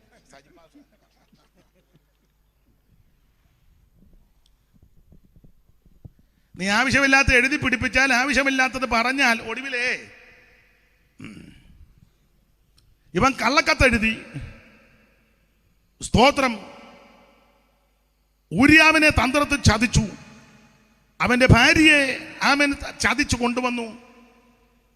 രക്തം ചിന്തി നിരപരാധിയെ കൊന്നു. തമ്പുരാൻ വിലക്കി. ആളക്കം എടുക്കാനാ കിന്നരവായനയിൽ നിപുണം, നന്നായിട്ട് ആരാധിക്കും, വർഷിപ്പ് ലീഡറാ, കൺവെൻഷനൊക്കെ പ്രസംഗിക്കും, ഉപവാസ പ്രാർത്ഥനയുടെ അഗ്രഗണ്യന. പുള്ളി കൈ വെച്ചാൽ എല്ലാവരും അഭിഷേകം പ്രാപിക്കും. അതൊക്കെ ശരി. പക്ഷേ ആലയം പണിയുണ്ടെന്ന് പറഞ്ഞു. നീ പണിയണ്ട. പിന്നെ സങ്കടം വരാതിരിക്കാൻ പറഞ്ഞു, നിന്റെ മോൻ പണിയുമെന്ന് പറഞ്ഞു. 7:13 വായിച്ചോ. ശമൂവേലിന്റെ 2-ാം പുസ്തകം 7:13. പെട്ടെന്ന് വായിച്ചോ, സമയമില്ല. അവൻ എന്റെ നാമത്തിൽ ഒരു ആലയം പണിയും. അവൻ എന്റെ നാമത്തിൽ ഒരു ആലയം പണിയും. ഇത് ദാവീദിനോട് ദൈവം പറയുകയാ. 6-ാം അധ്യായത്തിൽ പെട്ടകം കൊണ്ടുവന്ന് സ്ഥാപിച്ചു. പൂർണ്ണശക്തിയോടെ കുതിച്ചു നൃത്തം ചെയ്തു. വന്നവർക്കെല്ലാം പകർച്ച കൊടുത്തു വിട്ടു. ദൈവം തമ്പുരാൻ 7-ാം അധ്യായത്തിൽ പറഞ്ഞത് ശത്രുക്കളെ അടക്കിയെന്നാ വായിച്ച. 7:1. യഹോവ ചുറ്റുമുള്ള സകല ശത്രുക്കളെയും അടക്കി. യഹോവ ചുറ്റുമുള്ള സകല ശത്രുക്കളെ അടക്കി എന്ന് പറഞ്ഞാൽ 6-ാം അധ്യായത്തിൽ പൂർണ്ണശക്തിയോടെ ദൈവത്തെ ആരാധിച്ചപ്പോൾ ആരാധിച്ചവന് വേണ്ടി ദൈവ ശത്രുക്കളെ അടക്കിയെന്ന്. നീ പ്രാർത്ഥിച്ചാൽ ആരാധിച്ചാൽ നിനക്ക് വിരോധമായി, നിന്റെ കുടുംബത്തിന് വിരോധമായി, തലമുറയ്ക്ക് വിരോധമായി, ഭാവിക്ക് വിരോധമായി, ശുശ്രൂഷയ്ക്ക് വിരോധമായി ഉയർന്നു വരുന്ന ശത്രുവിനെ ദൈവം അടക്കും. നമ്മൾ അടക്കാനൊന്നും പോകേണ്ട, ദൈവം അടക്കുമെന്ന്. യുദ്ധം യഹോവയ്ക്കുള്ളതാ. ഇന്ന് രാത്രി പ്രാർത്ഥിക്കുന്ന ആരാധിക്കുന്ന ദൈവമക്കൾക്ക് വേണ്ടി യുദ്ധം ചെയ്യുന്നൊരു ദൈവമുണ്ട്. എനിക്ക് ഇന്ന് വെളുക്കുവോളം പ്രസംഗിച്ചാൽ കൊള്ളാമെന്നൊക്കെ കൊണ്ട് വചനം പ്രകാശിക്കുന്നുണ്ട്. പിന്നെ ഞാനങ്ങ് അടങ്ങുക. അപ്പൊ ചുരുക്കി പറഞ്ഞാൽ 7-ാം അധ്യായത്തിൽ ദാവീദിനോട് ആരാധിച്ച ദാവീദിനോട് പെട്ടകം കൊണ്ടുവന്ന് യഥാസ്ഥാനത്താക്കിയ ദാവീദിനോട് ദൈവം പറയുക, അവൻ നിന്റെ ഉദരത്തിൽ നിന്ന് ഒരു മകനുണ്ടാകും, അവൻ എന്തോ ചെയ്യുമെന്ന 13-ാം വാക്യം ഒന്നുകൂടെ വായിച്ചോ. 10 മുതൽ അങ്ങോട്ട് വായിച്ചോ. 10 മുതല്. ഞാൻ എന്റെ ജനമായ ഇസ്രായേലിന് ഒരു സ്ഥലം കൽപ്പിച്ചു കൊടുക്കുകയും പിന്നെ അവർ സ്വന്തം സ്ഥലത്ത് പാർത്ത് അവിടെ നിന്ന് ഇളകാതിരിക്കത്തക്കവണ്ണം അവരെ നടുകയും ചെയ്യും. പണ്ടത്തെ പോലെയും എന്റെ ജനമായ ഇസ്രായേലിന് ഞാൻ ന്യായാധിപന്മാരെ കൽപ്പിച്ചാക്കിയ കാലത്തെ പോലെയും ഇനി ദുഷ്ടന്മാർ അവരെ പീഡിപ്പിക്കുകയില്ല. ഞാൻ നിന്റെ സകല ശത്രുക്കളെ അടക്കി നിനക്ക് സ്വസ്ഥത നൽകും. അത്രയുമല്ല, അത് മാത്രമല്ല, യഹോവ നിനക്കൊരു ഗൃഹമുണ്ടാക്കും എന്ന് യഹോവ നിന്നോട് അറിയിക്കുന്നു. നിന്റെ ഉദരത്തിൽ നിന്ന് പുറപ്പെടുവാനിരിക്കുന്ന സന്തതിയെ നിന്റെ ആയുഷ്കാലം തികഞ്ഞിട്ട് നിന്റെ പിതാക്കന്മാരുടെ കൂടെ നീ നിദ്ര കൊള്ളുമ്പോൾ ഞാൻ നിനക്ക് പിന്തുടർച്ചയായി സ്ഥിരപ്പെടുത്തുകയും അവന്റെ രാജ്യത്വം ഉറപ്പാക്കുകയും ചെയ്യും. പിന്നെ അവൻ എന്റെ നാമത്തിനൊരു ആലയം പണിയും എന്ന് പറഞ്ഞാൽ ശലോമോൻ ആലയം പണിയും. അപ്പൻ പണിയുവാൻ ആഗ്രഹിച്ചെങ്കിലും തമ്പുരാൻ വിലക്കിയെങ്കിലും മനസമാധാനം കൊടുത്താ വിട്ടത്. നിന്റെ ഉദരത്തിൽ നിന്ന് ഒരുത്തം വരും, അവൻ പണിയും. സ്തോത്രം. അങ്ങനെ ഈ വാഗ്ദത്തമുള്ളത് കൊണ്ട് ഹീരാമിനോട് പറഞ്ഞു, എനിക്ക് തടി തരണം. എൻ്റെ അപ്പച്ചനോടൊരു വാഗ്ദത്തമുണ്ട്, ഞാൻ ആലയം പണിയുമെന്ന്. എനിക്ക് ആലയം പണിയണം, അതുകൊണ്ട് എനിക്ക് തടി തരണം. ഹീരാം പറഞ്ഞു, അയ്യോ തടി ഇഷ്ടം പോലെ വെട്ടിക്കോ, ആൾക്കാർക്ക് ഞങ്ങൾ ചാപ്പാടെല്ലാം കൊടുത്തോളാം, വെട്ടിക്കോ. ലെബനോൻ വനത്തിൽ കയറി തടി വെട്ടണം. എല്ലാവരെ കൊണ്ടൊന്നും തടി വെട്ടാനൊക്കത്തില്ല. അതുകൊണ്ടാണ് പറഞ്ഞ് ഞങ്ങളുടെ ആൾക്കാർ അത്ര പോരാ, വെട്ടാൻ പോരാ. വാളുമൊക്കെ ആയിട്ട് രാവിലെ ഇറങ്ങും, പക്ഷേ ഏക്കുകയല്ല. 25 കൊല്ലം വെട്ടിച്ച് കിട്ടിയതൊരു ശാതം വിടാത്ത തള്ളേനെയാണ്. സ്തോത്രം പറയാത്തൊരു മൂപ്പിലായും തമ്പേർ കമത്തിട്ട് നമ്മൾ അടിക്കുക, 25 തീ കത്തിക്കുക. ഈ തള്ള കത്താനും വല്ല ഇങ്ങേരിനെയും വെട്ടാൻ പോരാ. അപ്പൊ ഞങ്ങളുടെ ആൾക്കാർ മരം വെട്ടാൻ അത്ര പോരാ, സീദോന്യരെ മരം മുറിക്കാൻ സമർത്ഥരാ. അപ്പോൾ അവരെ ലെബനോൻ വനത്തിലോട്ട് കയറ്റി വിട്ട് അതെല്ലാം കൊണ്ട് വെട്ടി ഇങ്ങോട്ട് എടുത്തു. അത് വെട്ടിയിട്ട് അതിന്റെ കാര്യങ്ങളെല്ലാം ക്രമപ്പെടുത്തി തോലുവൊക്കെ ഉരിച്ച് വക്കിട്ട് മടമിട്ട് കെട്ടിക്കൂട്ടി അത് നദിയിലോട്ട് കൊണ്ട് മേളീന്ന് ഇങ്ങോട്ട് ഇറക്കി. ഇത് വലിച്ചിറക്കുമ്പം നല്ല പരുവത്തിനാ വലിച്ചിറക്കണം. പിന്നെ മേളിൽ കിടക്കുന്നത് അടി ഏലായിട്ട് വലിച്ച് താഴോട്ട് കൊണ്ടുവരുമ്പോൾ പോകേണ്ടതെല്ലാം പോകും. സഭയ്ക്കകത്തെ നന്നായിട്ട് തൊലി ഉരിക്കണം. തൊലി ഉരിക്കണം. ഉപദേശങ്ങൾ പറയണം. ഉപദേശം പറയുമ്പം ശരിക്ക് തൊലി ഉരിക്കണമെന്ന്. സ്തോത്രം. വെള്ളയൊന്നും പാടില്ല, കാതൽ തന്നെ വേണം. അത് ഞാനൊന്നും വിവരിക്കുന്നില്ല. ദൈവത്തിന്റെ മഹത്വം. മേളീന്ന് ഇങ്ങോട്ട് ബക്കറ്റ് പിടിച്ച് കൊണ്ടുവരുമ്പോൾ ഉരിച്ചു കൊണ്ടുവന്ന് നദിയിലിറക്കി സ്നാനപ്പെടണമെന്ന്. പിന്നെ നദി വഴി കൊണ്ടുവന്ന് സൂപി കൊടുത്താണല്ലോ പണി ശരിയാകുള്ളൂ. വെള്ളത്തിനകത്തൂടെ തടി വരണം. സ്തോത്രം. അവിടുന്ന് നട്ടിട്ടുള്ള വൃക്ഷങ്ങളല്ലേ, അത് വെള്ളത്തിൽ കൂടെ വരണം. വെള്ളത്തിൻ്റെ ഗന്ധമൊക്കെ ഏറ്റ് വെള്ളത്തിനകത്തൂടെ കൊണ്ടുവന്ന് കഴിയുമ്പോൾ അതല്ല പരുവത്തിന് പണിയാൻ പറ്റുമെന്നുള്ളതാണ്. അല്ലാതെ ആ മലയെ കിടക്കുന്നത് അടി ക്രൈം വഴി പൊക്കി അപ്പുറത്തെ മലയെ കൊണ്ടുവന്ന് വെച്ചോ നല്ല പണിയുന്നത്. നേരെ താഴോട്ടിറക്കി വെള്ളത്തിൽ കൂടെ കൊണ്ടുവന്ന് സൂപിക്കൊണ്ട് കൊടുക്കണം. അങ്ങനെ കൊണ്ട് കൊടുത്തപ്പോൾ ശലോമോന്റെ ആൾക്കാർ ഇത് വലിച്ചു കയറ്റി ആലയം പണിതു. ഇങ്ങനെ അപ്പോൾ ഇതിന് നന്മ ചെയ്ത ഹീരാമിന് ശലോമോൻ എന്ത് ചെയ്തു? ഹീരാം ഇതൊക്കെ ചെയ്തതല്ലേ. ഹീരാമിന് ശലോമോൻ ഒരു 20 പട്ടണം കൊടുത്തു. 20 പട്ടണം. ആ 20 പട്ടണത്തിൽപ്പെട്ട സ്ഥലങ്ങളാ ഈ ഗലീലയിലും കാനായുമല്ല. അത്ര നല്ല സ്ഥലമല്ല. വായിച്ചേ, രാജാക്കന്മാരുടെ 1-ാം പുസ്തകം 9-ാം അധ്യായത്തിന്റെ 10 മുതൽ വായിച്ചേ. കണ്ണിക തുടങ്ങുന്നത്. ശലോമോൻ യഹോവയുടെ ആലയം രാജധാനി എന്ന് 2 ഭവനവും 20 സംവത്സരം കൊണ്ട് പണിത ശേഷം 20 സംവത്സരം കൊണ്ട് പണിത ശേഷം സോർ രാജാവായ ഹീരാം, സോർ രാജാവാകുന്ന ഹീരാം, സോർ രാജാവ് ശലോമോന് അവന്റെ ഇഷ്ടം പോലെയൊക്കെ. രാജാവ് കാശുള്ളവനാ, അല്ല ഗതികേട് പിടിച്ച രാജാവല്ല, കാശിന്റെ അയ്യരുകളിയാ. ഇത് മറയ്ക്കാതെ കണ്ട 45-12 വായിച്ച സങ്കീർത്തനം നമ്മൾ വായിക്കുന്നല്ലയോ എപ്പോഴും. ഇത് മറയ്ക്കരുത്, അത് ഉടനെ വായിക്കണം. എങ്കിലും 45-12 വായിച്ചോ പെട്ടെന്ന് പെട്ടെന്ന് പെട്ടെന്ന് പെട്ടെന്ന്. സോർ നിവാസികളെ ജനത്തിലെ ധനവാന്മാർ തന്നെ. സോർ നിവാസികൾ ജനത്തിലെ ധനവാന്മാരാ, കാശുകാരായവര്, അല്ലാതെ വണ്ടിക്കൂലി ഇല്ലാതെ കിടന്ന് ഇറങ്ങുകയല്ല. ഇഷ്ടം പോലെ കാശാ. സോർ നിവാസികൾ ജനത്തിലെ ധനവാന്മാർ തന്നെ. പിന്നെ ഹീരാം ശലോമോൻ അവന്റെ ഇഷ്ടം പോലെയൊക്കെ അല്ലെന്ന് കാഴ്ചവെച്ച് നിന്റെ മുഖപ്രസാദം തേടും. അന്തപുരത്തിലെ രാജകുമാരി. അതാ സോർ രാജാവ്, സോർ നിവാസികൾ ധനവാന്മാര്. കല്യാണത്തിന് നമ്മൾ വായിക്കുന്ന, കല്യാണം കഴിച്ച ശാപ്പാടിന്റെ കാശ് ഇതുവരെ കൊടുത്തിട്ടില്ല. വായിക്കുന്ന സങ്കീർത്തനം കേട്ടറിഞ്ഞാരം പിന്നെ വന്ന് നിൽക്കുക. ഒരാഴ്ച കഴിഞ്ഞപ്പോൾ അച്ഛാ തന്നില്ല മറ്റേ തരാം. വായിച്ച സങ്കീർത്തനം മനസ്സിലാകുന്നില്ലേ? കൊള്ളാം, നല്ല സങ്കീർത്തനം, നാട്ടിരിക്കട്ടെ. പാട്ടുകാരുടെ പൈസയും കൊടുത്തില്ല. അവർ ഫോൺ ചെയ്തപ്പോഴെല്ലാം പരിധിക്ക് പുറത്താണ്. ക്രെഡിറ്റ് നോക്കിയത് വലിയ പാട്ടുകാരെ വിളിച്ചതാണ്. പാട്ടുകാരും കണക്കാമിക്കതും തലേ തുണിയിടാതെ പോലെ പെങ്കൊച്ചുങ്ങൾ പാടുന്നത്. ഞാനിത് പ്രസംഗിച്ചപ്പോൾ ഒരാൾ പറഞ്ഞു, പാടുമ്പോൾ തലേ തുണിയിടണമെന്ന്. ഞാൻ ചോദിച്ചു, പാടുമ്പോൾ ദേഹത്ത് തുണി കൊടുക്കണമെന്ന് വാക്യമുണ്ടോ? ഇല്ലല്ലോ, പിന്നെ എന്തിനാ ഇടുന്നേ? ചുമ്മാ കുഴ തെറ്റിയ കുറേ എണ്ണമുണ്ട്. അത് പോട്ടെ, ഞാൻ ഇവിടെ ഒന്നും പറയുന്നില്ല, ഞാൻ അടങ്ങുക. അത് വായിര്. അന്തപുരത്തിലെ രാജകുമാരി ശോഭാപരിപൂർണയാകുന്നു. ചന്തമേറും ശോഭമൂലം അന്തപുരത്തിലെ രാജ്ഞി. ചന്തമേറും ശോഭമൂലം അന്തപുരത്തിലെ രാജ്ഞി. ചന്തമേറും ശോഭമൂലം എന്തു പരിപൂർണ യാമിവൾ. അഗ്നിയും വസ്ത്രം പൊൻകസവ് കൊണ്ടു നെയ്തത. എന്തു പരിപൂർണ യാമിവൾ. അഗ്നിയും വസ്ത്രം പൊൻകസവ് കൊണ്ടു നെയ്തത.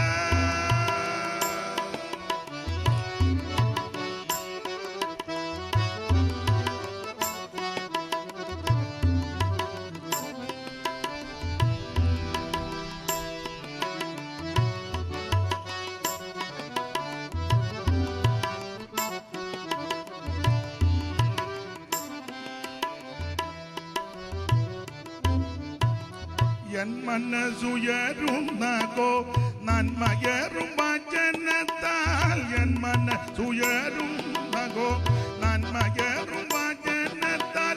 ചിന്മയരാജനെ കുറിച്ചു പാടിയ കഥ ചെമ്മയോടറിയിടുന്നു. ചിന്മയരാജനെ കുറിച്ചു പാടിയ കഥ ചെമ്മയോടറിയിടുന്നു. അപ്പോൾ സോർ നിവാസികൾ ദേശത്തിലെ ധനവാന്മാരാ, കാശുള്ളവരാ. അപ്പൊ കാശുള്ള രാജാവ് ആ സോർ രാജാവ്. അതുകൊണ്ട് പുള്ളി പറഞ്ഞ് തടിയൊക്കെ വെട്ടിയെടുക്കാൻ. എങ്കിലും ഒരു മര്യാദ വേണ്ടായോ? അതിന് പ്രതിഫലമായിട്ട് ശലോമോൻ കൊടുത്തത് പട്ടണമാണ്. വായിച്ച് ഇനി 9-10 മുതൽ വായിര്. ശലോമോൻ രാജാവ് ഹീരാമിന് ഹെലീല ദേശത്ത് 20 പട്ടണം കൊടുത്തു. 20 പട്ടണം കൊടുത്തു. പിന്നെ ശലോമോൻ ഹീരാമിന് കൊടുത്ത പട്ടണങ്ങളെ കാണേണ്ടത്. ശലോമോൻ 20 പട്ടണം പുള്ളി കൊടുത്ത് തടിയൊക്കെ തന്നതല്ലേ, ആൾക്കാരെ നിർത്തി വെട്ടിച്ചതല്ലേ. അപ്പൊ എന്തേലും പിന്നെ കൊടുക്കണ്ടേ? നമുക്കാരെങ്കിലും 10 രൂപ തന്നാൽ തിരിച്ചു കൊടുക്കാനില്ലെങ്കിലും പ്രാർത്ഥിക്കണം. ആരേലും 10 രൂപ തന്നാൽ ആരും കാണാതെ താത്തേ ചോടുകയല്ല. ഞാൻ എന്നെയും കൂടെ പ്രതിയാക്കി പറയാം. നമ്മളിതുകൊണ്ടല്ലേ ജീവിക്കുന്നേ. അല്ല, നമുക്ക് എന്നെ രാത്രി കള്ളനോട്ടടിയുണ്ടോ? എനിക്കില്ല, പൊന്നജാനുമില്ലെന്നറിയാം, നിങ്ങൾക്ക് ആർക്കുമില്ല. അപ്പൊ പിന്നെ നമുക്ക് ആരെങ്കിലും 10 രൂപ തരുമ്പോൾ പ്രാർത്ഥിച്ചോണം. ദൈവം അവർക്ക് ആയുസ്സും ആരോഗ്യവും കൊടുക്കണം, അവരുടെ കുടുംബത്തെ അനുഗ്രഹിക്കണം. ഇതാണ് നമ്മളെ ഏൽപ്പിച്ചേക്കുന്ന കാര്യം. അപ്പൊ എന്തെങ്കിലും നന്മ ചെയ്തപ്പോൾ തിരിച്ചൊരു പ്രതിഫലം കൊടുക്കണ്ടേ? അപ്പോ പട്ടണം കൊടുത്തു. എത്ര പട്ടണം കൊടുത്തെന്ന ദൈവദാസനെ? 20 പട്ടണം. 20 പട്ടണം കൊടുത്തു. 20. ശലോമോൻ ഹീരാമിന് കൊടുത്ത പട്ടണങ്ങളെ കാണേണ്ടതിന്. ശലോമോൻ ഹീരാമിന് കൊടുത്ത പട്ടണങ്ങളെ കാണേണ്ടതിന് അവൻ സോരിൽ നിന്ന് വന്നു. അപ്പൊ സോർ രാജാവ് ഒന്ന് വന്നു. അപ്പം പറഞ്ഞു, ഞാൻ 20 പട്ടണം മാറ്റി ഇട്ടിട്ടുണ്ട്, തടി തന്നേന്റെ നന്ദി. സോർ രാജാവ് പട്ടണം കാണാനൊന്ന് വന്നു. എന്നാൽ അവന് ബോധിച്ചില്ല. ആ പട്ടണം ഒന്നും ബോധിച്ചില്ല. ഈ ശലോമോൻ വലിയ ബുദ്ധിമാനാ. ഇയാൾ കൊടുത്തത് നല്ല ഗുണമുള്ള സ്ഥലമല്ല കൊടുത്തത്. കൊടുത്തെന്ന് പേരേ ഉള്ളു, ഇയാൾ ഒപ്പിച്ചു കൊടുത്തതാ. അങ്ങനെ കൊടുക്കുന്ന ആൾക്കാർ നമ്മുടെ ഇടയിൽ ഉണ്ട്. എത്ര പേര് വരും പ്രാർത്ഥനയ്ക്ക്? 50 പേര്. ഒരു കാര്യം ചെയ്യും, ഒരു 30 പേരുടെ ഭക്ഷണം പറഞ്ഞാൽ മതി, ബാക്കി നമുക്ക് ഒപ്പിക്കുകയായിട്ട്. എന്നുവെച്ചാൽ അവസാനം അമ്മാമ്മ ഇച്ചിരി തോരൻ അമ്മാമ്മ ഇപ്പം കൊണ്ടുവരാന്ന് പറഞ്ഞാൽ അമ്മാമ്മ അടുക്കളയിൽ കൂടെ ഇറങ്ങി വാഴയുടെ മൂട്ടിൽ പോയി നിൽക്കുക. തോരൻ ചോദിച്ചവൻ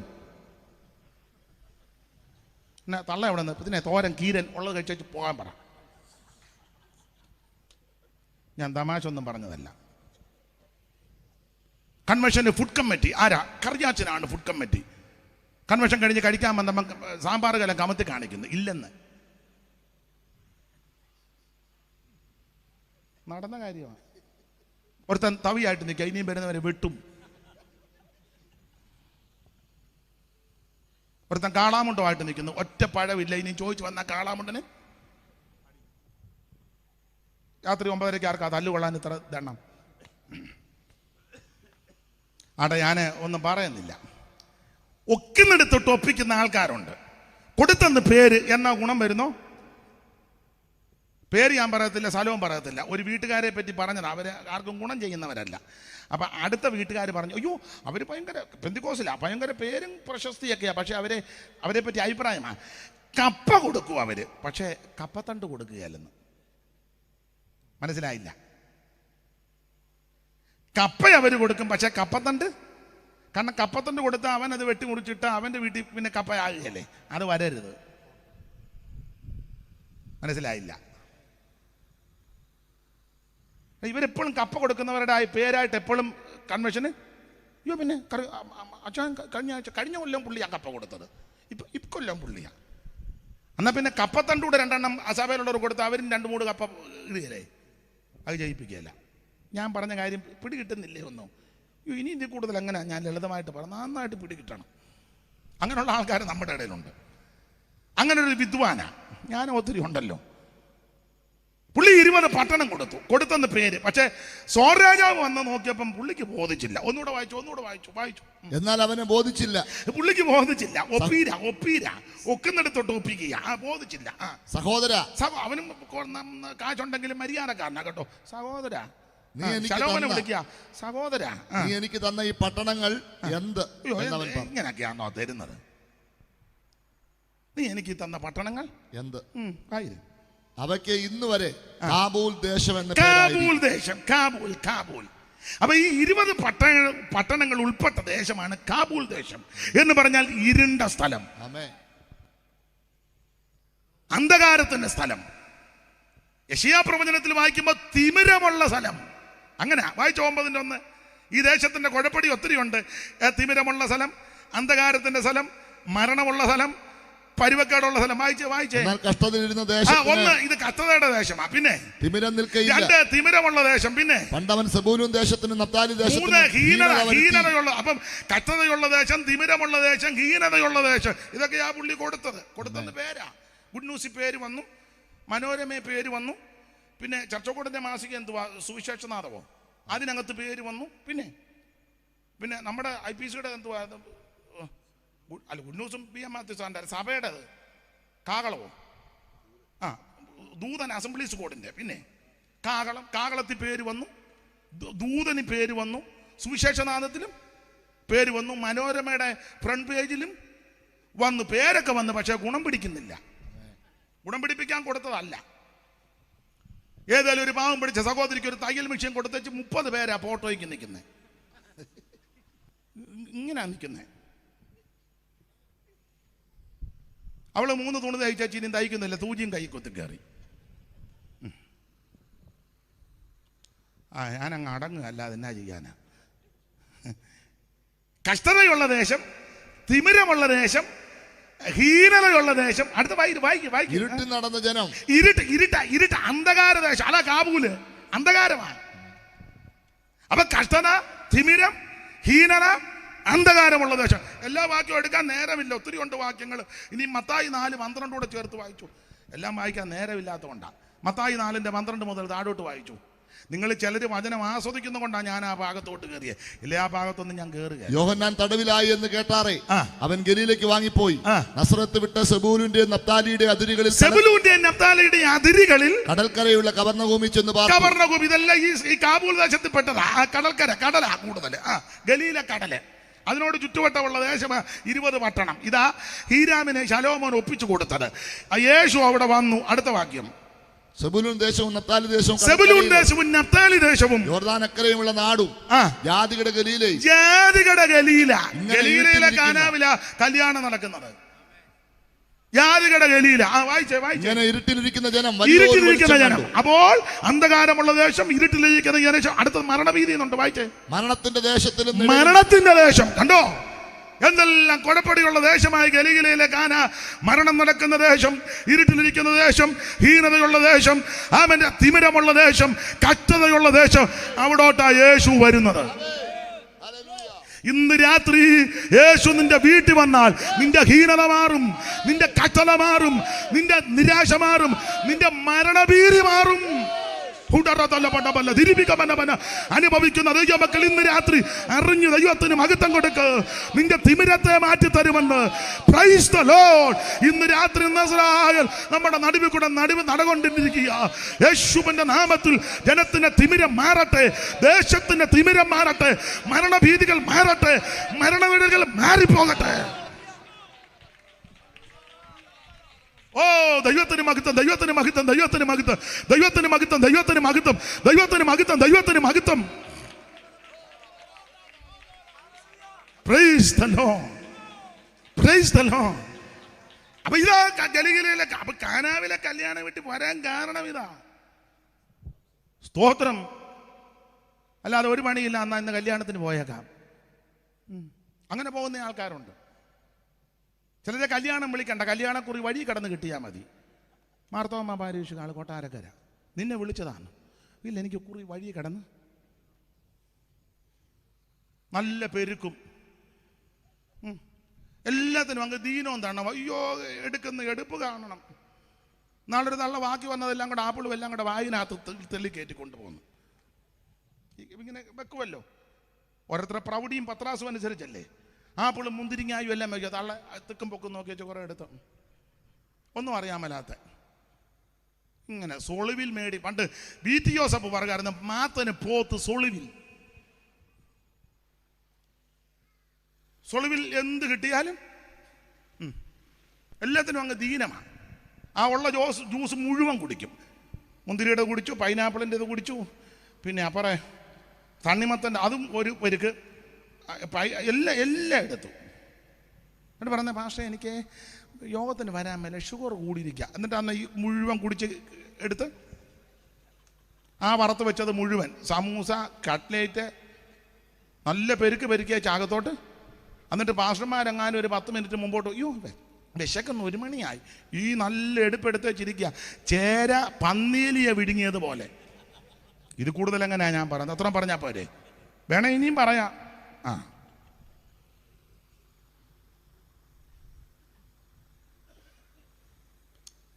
അപ്പൊ യേശു ഈ ഗലീലയിലെ കാനാവിൽ പോകാൻ കാര്യം, കർത്താവിടെ ചെല്ലാൻ കാര്യം, യേശുവിൻ്റെ അമ്മയുടെ സഹോദരിയുടെ മകന്റെ കല്യാണമാണ്. ശലോമിയുടെ മറിയയുടെ സഹോദരി ശലോമിയുടെ മകൻ യോഹന്നാന്റെ കല്യാണം തന്നെ. അതുകൊണ്ടാണ് അമ്മ അവിടെ പോയത്. അമ്മ മാത്രമല്ല, സഹോദരന്മാരും പോയെന്നാ. അല്ലേ, കുടുംബമായിട്ടാണ് അവർ പോയത്. അടുത്ത വാക്യം വായിച്ച സഹോദരനുണ്ടെന്നുണ്ടല്ലോ. യോഹന്നാന്റെ സുവിശേഷം 2-ാം അധ്യായത്തിന്റെ 12 വായിച്ച സഹോദരന്മാരുണ്ടെന്നുണ്ട്. അനന്തരം അവനും അവന്റെ അമ്മയും സഹോദരന്മാരും ശിഷ്യന്മാരും കബർന്നഹൂമിലേക്ക് പോയി. അവിടെ കല്യാണ വീട്ടിൽ നിന്ന് പോയി. അവനും അവന്റെ സഹോദരന്മാരും പോയെന്നാ. അപ്പൊ അമ്മയുണ്ടായിരുന്നു, സഹോദരന്മാരും ഉണ്ട്, എല്ലാവരും കൂടെ കല്യാണത്തിന് പോയത്. അങ്ങനെയുള്ളിടത്ത് എല്ലാവർക്കും പോകാം, അല്ലാത്തടത്ത് ഒരാൾ പോകുന്നതാ മര്യാദ.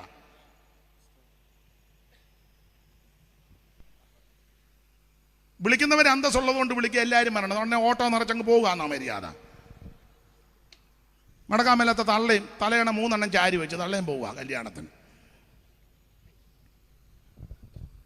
മര്യാദ വേണ്ടേ? അവരന്തസ്സുള്ളവരുള്ള ആയതുകൊണ്ടാണ് പറഞ്ഞത് എല്ലാവരും വരണം. ഉടനെ അങ്ങ് പോവുക. കോച്ചൻ നീ ഇന്ന് സ്കൂളിൽ പോകണ്ട, ആ കല്യാണത്തിന് അവനെയും കയറ്റി. ഇത് അമ്മയുടെ അനിയത്തിയുടെ വീടായതുകൊണ്ടാണ് സഹോദരന്മാരും യേശു എല്ലാവരും കൂടെ ചെന്ന്. കല്യാണ വീട്ടിൽ ചെന്നു. ദൈവത്തിന് മഹത്വം. ഞാൻ ഈ ഭാഗം പറഞ്ഞങ്ങ് നിർത്താം, ഇനി അപ്പുറത്തോട്ട് വരാൻ ഒക്കത്തില്ല. അപ്പോൾ കല്യാണ വീട്ടിൽ ചെന്നു. ഈ ദേശം തിമിരമുള്ള ദേശമാണ്, കഷ്ടതയുള്ള ദേശമാണ്, ഹീനതയുള്ള ദേശമാണ്, അന്ധകാരമുള്ള ദേശമാണ്, മരണനിഴലുകൾ ആമൻ താണ്ടുന്ന ദേശമാണ്. യേശു സൂക്ഷം അവിടോട്ടാ വന്നത്. ഇന്ന് രാത്രി നിന്റെ വീട്ടിലോട്ട് യേശു വരുവാ. ദീർഘനാളുകളായി നിന്റെ വീട്ടിൽ മരണത്തിന്റെ കരിനിഴലിട്ട് മൂടുക. മാറാ രോഗം, തീരാ വ്യാധി, അനർത്ഥങ്ങൾ, അപകടങ്ങൾ, പിടിമരണങ്ങൾ, കൂടക്കൂടുകളുടെ കെടുമതികൾ അത് മാറ്റി തീർക്കുവാൻ, അത് തീർത്തു വരുവാൻ ഇന്ന് രാത്രി യേശു നിന്റെ വീട്ടിൽ വരിക. അവിടുന്ന് വന്നാൽ നിന്റെ വീടിന് രക്ഷയാ, നിനക്ക് രക്ഷയാ, നിന്റെ തലമുറയ്ക്ക് രക്ഷയാ, നിന്റെ കുടുംബത്തിന് രക്ഷയാ, ദേശത്തിന് രക്ഷയാ. Price the Lord. അതല്ലേ വായിക്കുന്ന ഇരുട്ടിലിരുന്ന ജനം വലിയൊരു വെളിച്ചം കണ്ടു. Price the Lord. യേശുവാണ് സാക്ഷാൽ വെളിച്ചം. വെളിച്ചത്തിൻ കത്തിരുകൾ വിളങ്ങും ഈ സമയത്ത്, വെളിച്ചത്തിൻ കത്തിരുകൾ വിളങ്ങും ഈ സമയത്ത്, വെളിച്ചമാം യഹോവയെ സ്തുതിക്കണം അവൻ ജനം. വെളിച്ചമാം യഹോവയെ സ്തുതിക്കണം അവൻ ജനം. ഇരുട്ടൊഴിഞ്ഞ വഴിയിൽ തിളക്കമങ്ങുദിക്കുന്നു, ഇരുട്ടൊഴിഞ്ഞ തിളക്കമങ്ങുദിക്കുന്നു,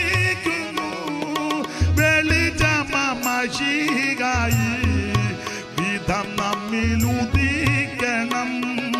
വെളിച്ചമാം മശീഹായി വിധം നമ്മിലുദിക്കണം. വെളിച്ചത്തിൻ കതിരുകൾ വിളങ്ങും ഈ സമയത്ത്, വെളിച്ചത്തിൻ കതിരുകൾ വിളങ്ങും ഈ സമയത്ത്, വെളിച്ചമാം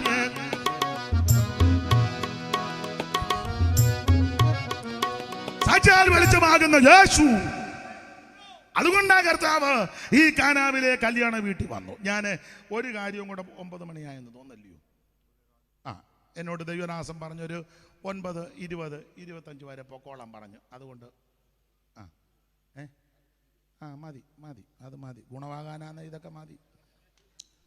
ഞാൻ 9:45 ഗുണമാകുവോളെന്ന് അങ്ങനെ നിർബന്ധമൊന്നുമില്ലല്ലോ. ഇത് മതി, ആവശ്യമുള്ളതെല്ലാം പറഞ്ഞിട്ടുണ്ട്. അപ്പൊ ശ്രദ്ധിക്കുക, യേശു ഈ വീട്ടിൽ വന്നു, കല്യാണ വീട്ടിൽ. അപ്പൊ ഇത് വരാൻ കാര്യം ഈ ദേശത്തിന്റെ ഹീനതയും കൂടെ മാറ്റാനാ. ഈ കുടുംബത്തിന്റെ തകർച്ച ഉണ്ടെങ്കിൽ അതുകൂടെ. കാരണം ഇവര് അത്ര നമ്മുടെ നാടൻ രീതി പറഞ്ഞ അത്ര സ്റ്റാൻഡേർഡ് ഉള്ളവരല്ല ഈ ദേശത്തുള്ളവർ. വിദ്യാഭ്യാസമില്ല. വേറെ കാര്യമുണ്ട്, ഈ ദേശത്ത് നിന്നാ യേശു ശിഷ്യന്മാരെ തിരഞ്ഞെടുത്ത്. ഈ ഹീനതയുള്ള, കഷ്ടതയുള്ള, തിമിരമുള്ള, മരണഭീതിയുള്ള ഇവിടുത്തുകാരാ. അതല്ല, ഇവരെല്ലാം ഗലീലക്കാരല്ലേ എന്ന് പറഞ്ഞ്, ഇവരെല്ലാം ഗലീലക്കാരല്ലേ, വിദ്യാഭ്യാസമില്ല. അതുകൊണ്ടല്ല അപ്പോസ്തലർ 13 പറഞ്ഞത് യോഹന്നാനും പത്രോസും പഠിപ്പില്ലാത്തവരാണ്. അവരെ ആ ദൈവത്തിന് ആവശ്യം. അവിടെ ഉള്ളവരെയാ തെരഞ്ഞെടുത്ത്. കൂടുതലും ശിഷ്യന്മാർ അവിടുത്തുകാരല്ലേ. സ്തോത്രം. ഇനി അതിനകത്ത് വേറൊരു ആത്മീക അർത്ഥം, യേശു വന്നപ്പോൾ ആ ദേശത്ത് വെളിച്ചമായി, അന്ധകാരം മാറി, മരണഭീതി മാറി, ഹീനത മാറി, തകർച്ച മാറി. യേശു വന്നാലേ ഇത് നടക്കൂ. അതിന് മറുവശം പറയാം, കാശുള്ള ഹീരാമെന്ന് ചോദിച്ചു, എനിക്കിത് ബോധിച്ചില്ലെന്ന്. നിന്റെ കാശ് കൊണ്ട് ഇത് മാറ്റാൻ ഒക്കത്തില്ല.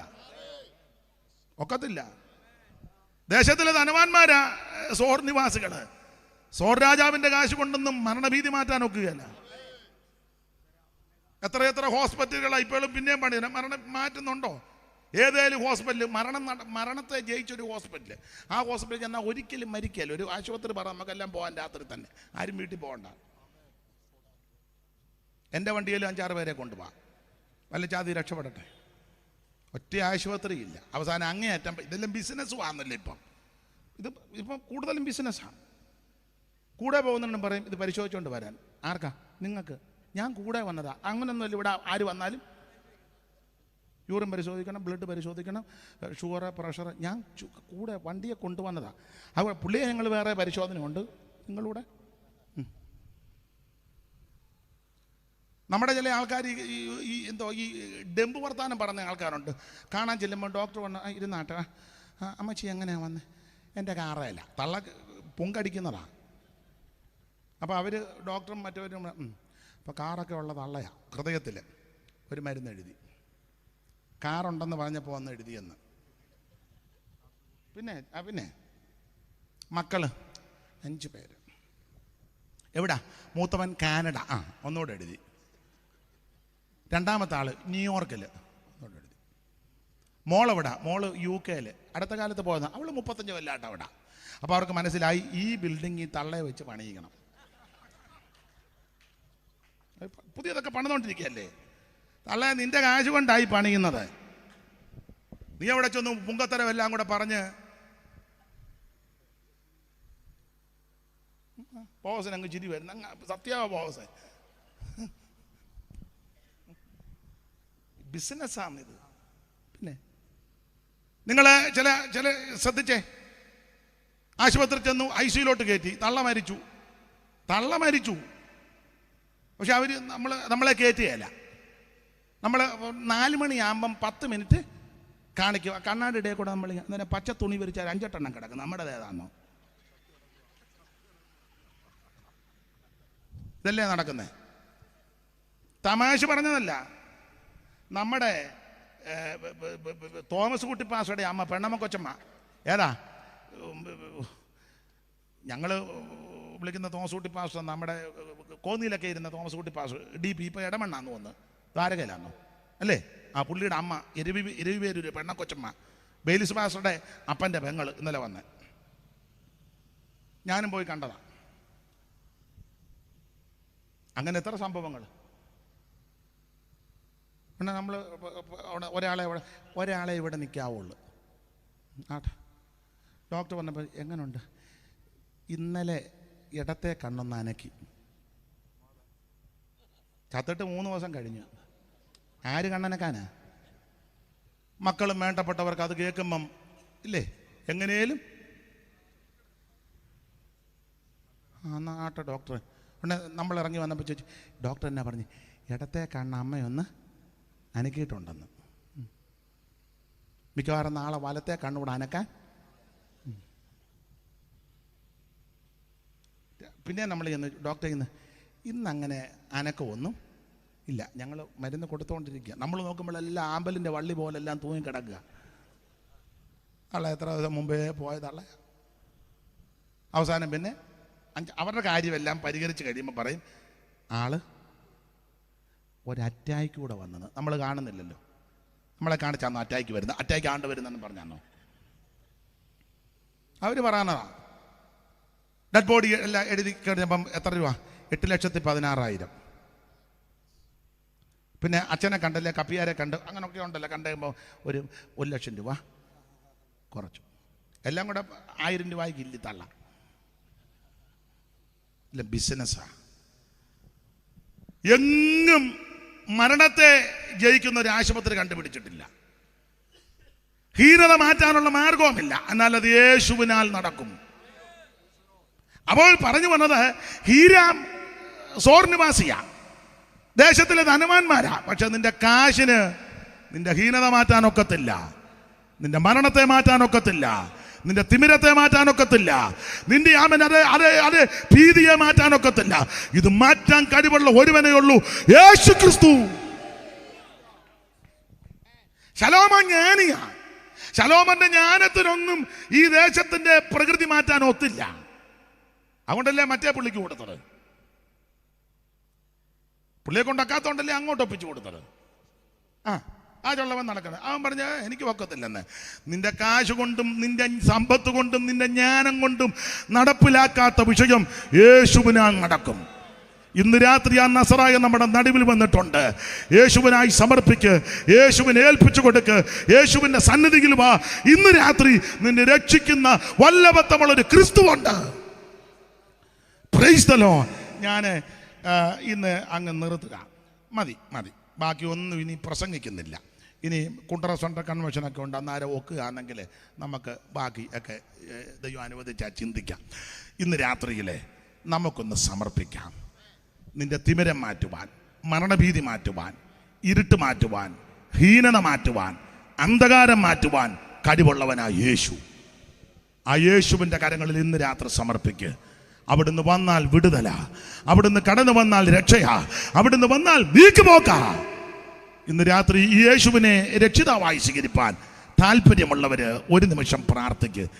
എൻ്റെ യേശുവേ, ഞാനൊരു പാപിയാണ്, എന്നെ രക്ഷിക്കണം, എൻ്റെ പാപത്തെ ക്ഷമിക്കണം, എന്നെ അങ്ങടെ പൈതലാക്കി തീർക്കണം, എൻ്റെ ഉള്ളത്തിലേക്ക് വരണം. അങ്ങനെ പ്രാർത്ഥിച്ചവരെ ഇന്ന് രാത്രി യേശു രക്ഷിക്കും. രക്ഷിക്കപ്പെട്ട ദൈവമക്കൾ വെള്ളത്തിൽ മുങ്ങി സ്നാനപ്പെടണം. പിതാവിൻ്റെയും പുത്രൻ്റെയും പരിശുദ്ധാത്മാവിൻ്റെ നാമത്തിൽ വെള്ളത്തിൽ മുങ്ങി സ്നാനപ്പെടണം. രക്ഷിക്കപ്പെട്ട പ്രിയപ്പെട്ടവർ സ്നാനം ഇതുവരെ എടുത്തിട്ടില്ലെങ്കിൽ അതിനായിട്ട് ഇന്ന് രാത്രി സമർപ്പിക്കണം. ആരേലും അങ്ങനെ താല്പര്യമുണ്ടെങ്കിൽ ഞാൻ പോയിട്ടോട്ട് ഇപ്പോൾ പോകുന്നില്ല, നിങ്ങളെ സ്നാനപ്പെടുത്തി വെച്ചേ പോകുന്നുള്ളൂ. ഇത് അത്യാവശ്യമാണ്. 3, ആ സ്നാനപ്പെട്ടവര് ആത്മാഭിഷേകം പ്രാപിക്കണം. ഇതാരുടെയും കുത്തകയല്ല, ദൈവത്തിൻ്റെ ദാനമാണ്. സ്തോത്രം. ദൈവത്തിൻ്റെ ആത്മാവിനാൻ നിറഞ്ഞ് ദൈവത്തെ ആരാധിക്കണം, തിരുമേശം എടുക്കണം, വേർപാട് പാലിക്കണം, കൂട്ടായ്മ ആചരിക്കണം. ഓരോ ദിവസവും മാനസാന്തരപ്പെട്ട് വേഗം വരുന്ന കർത്താവിനെ എതിരേൽപ്പാൻ ഒരുങ്ങണം. അതിന് ഇന്ന് രാത്രി ദൈവം എന്നെ കേൾക്കുന്ന പ്രിയപ്പെട്ടവർക്ക് അവസരം തരട്ടെ.